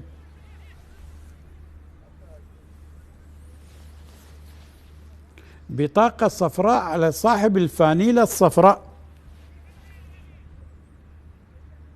أو على محمد مصطفى. خلينا نشوف على محمد مصطفى اللقطة الماضية.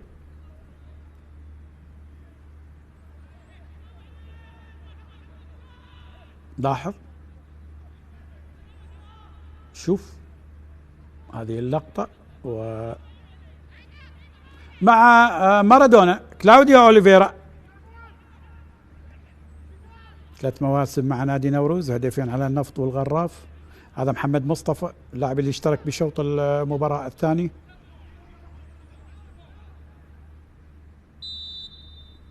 أوليفيرا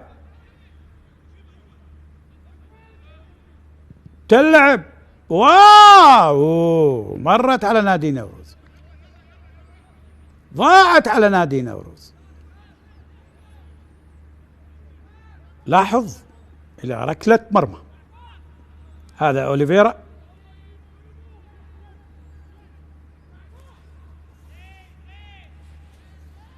الجولة القادمة الكرخ سيضيف هنا في بغداد المتصدر أربيل لحساب الجولة 15، بينما نوروز سيضيف القرمة في السليمانية. حرة مباشرة وخطأ.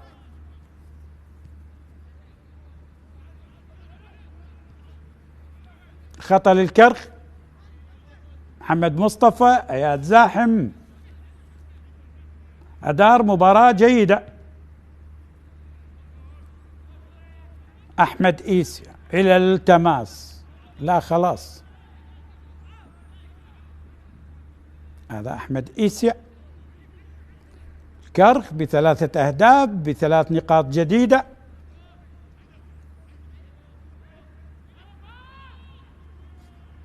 حاول حيدر علي، راجع الكرة.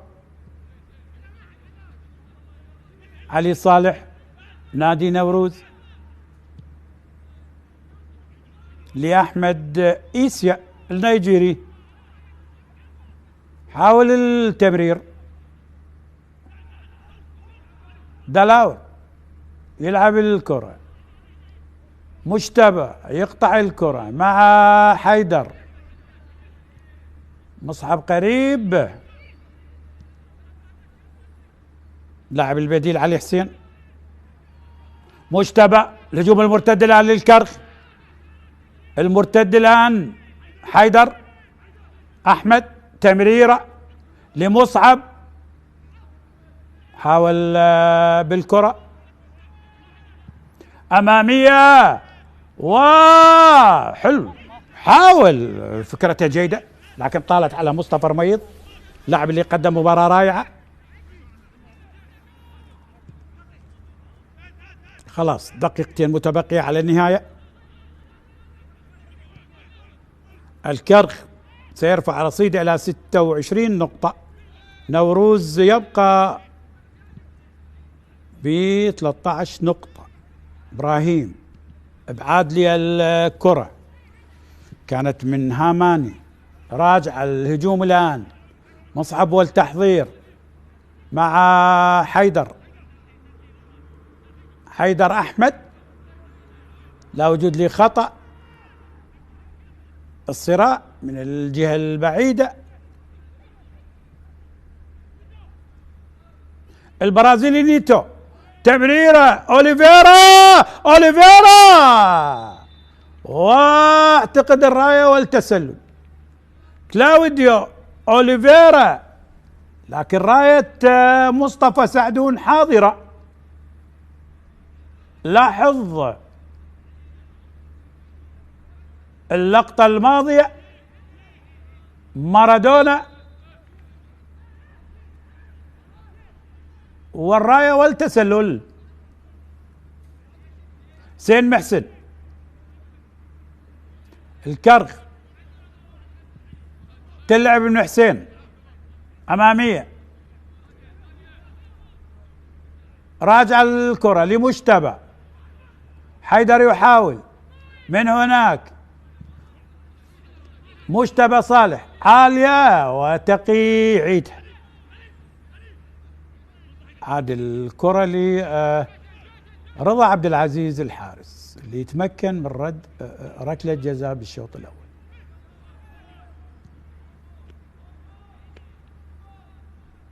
محمد دلاور، أحمد إيسيا، ثواني أخيرة على النهاية، نيتو البرازيلي لبرازيلي آخر، قطع من حسين محسن، اعتقد خلاص المباراة. نادي نوروز وربما الصافرة من الحكم أياد الزاحم تنهي المباراة بثلاثية للكرخ على حساب نادي نوروز. الكرخ سجل عن طريق يونس حمود هدفين، والهدف الثالث كان عن طريق علي قاسم. مبروك للكناري، مبروك لنادي الكرخ، هارد لك لنادي نوروز. التقيكم مباريات قادمة، السلام عليكم ورحمة الله وبركاته.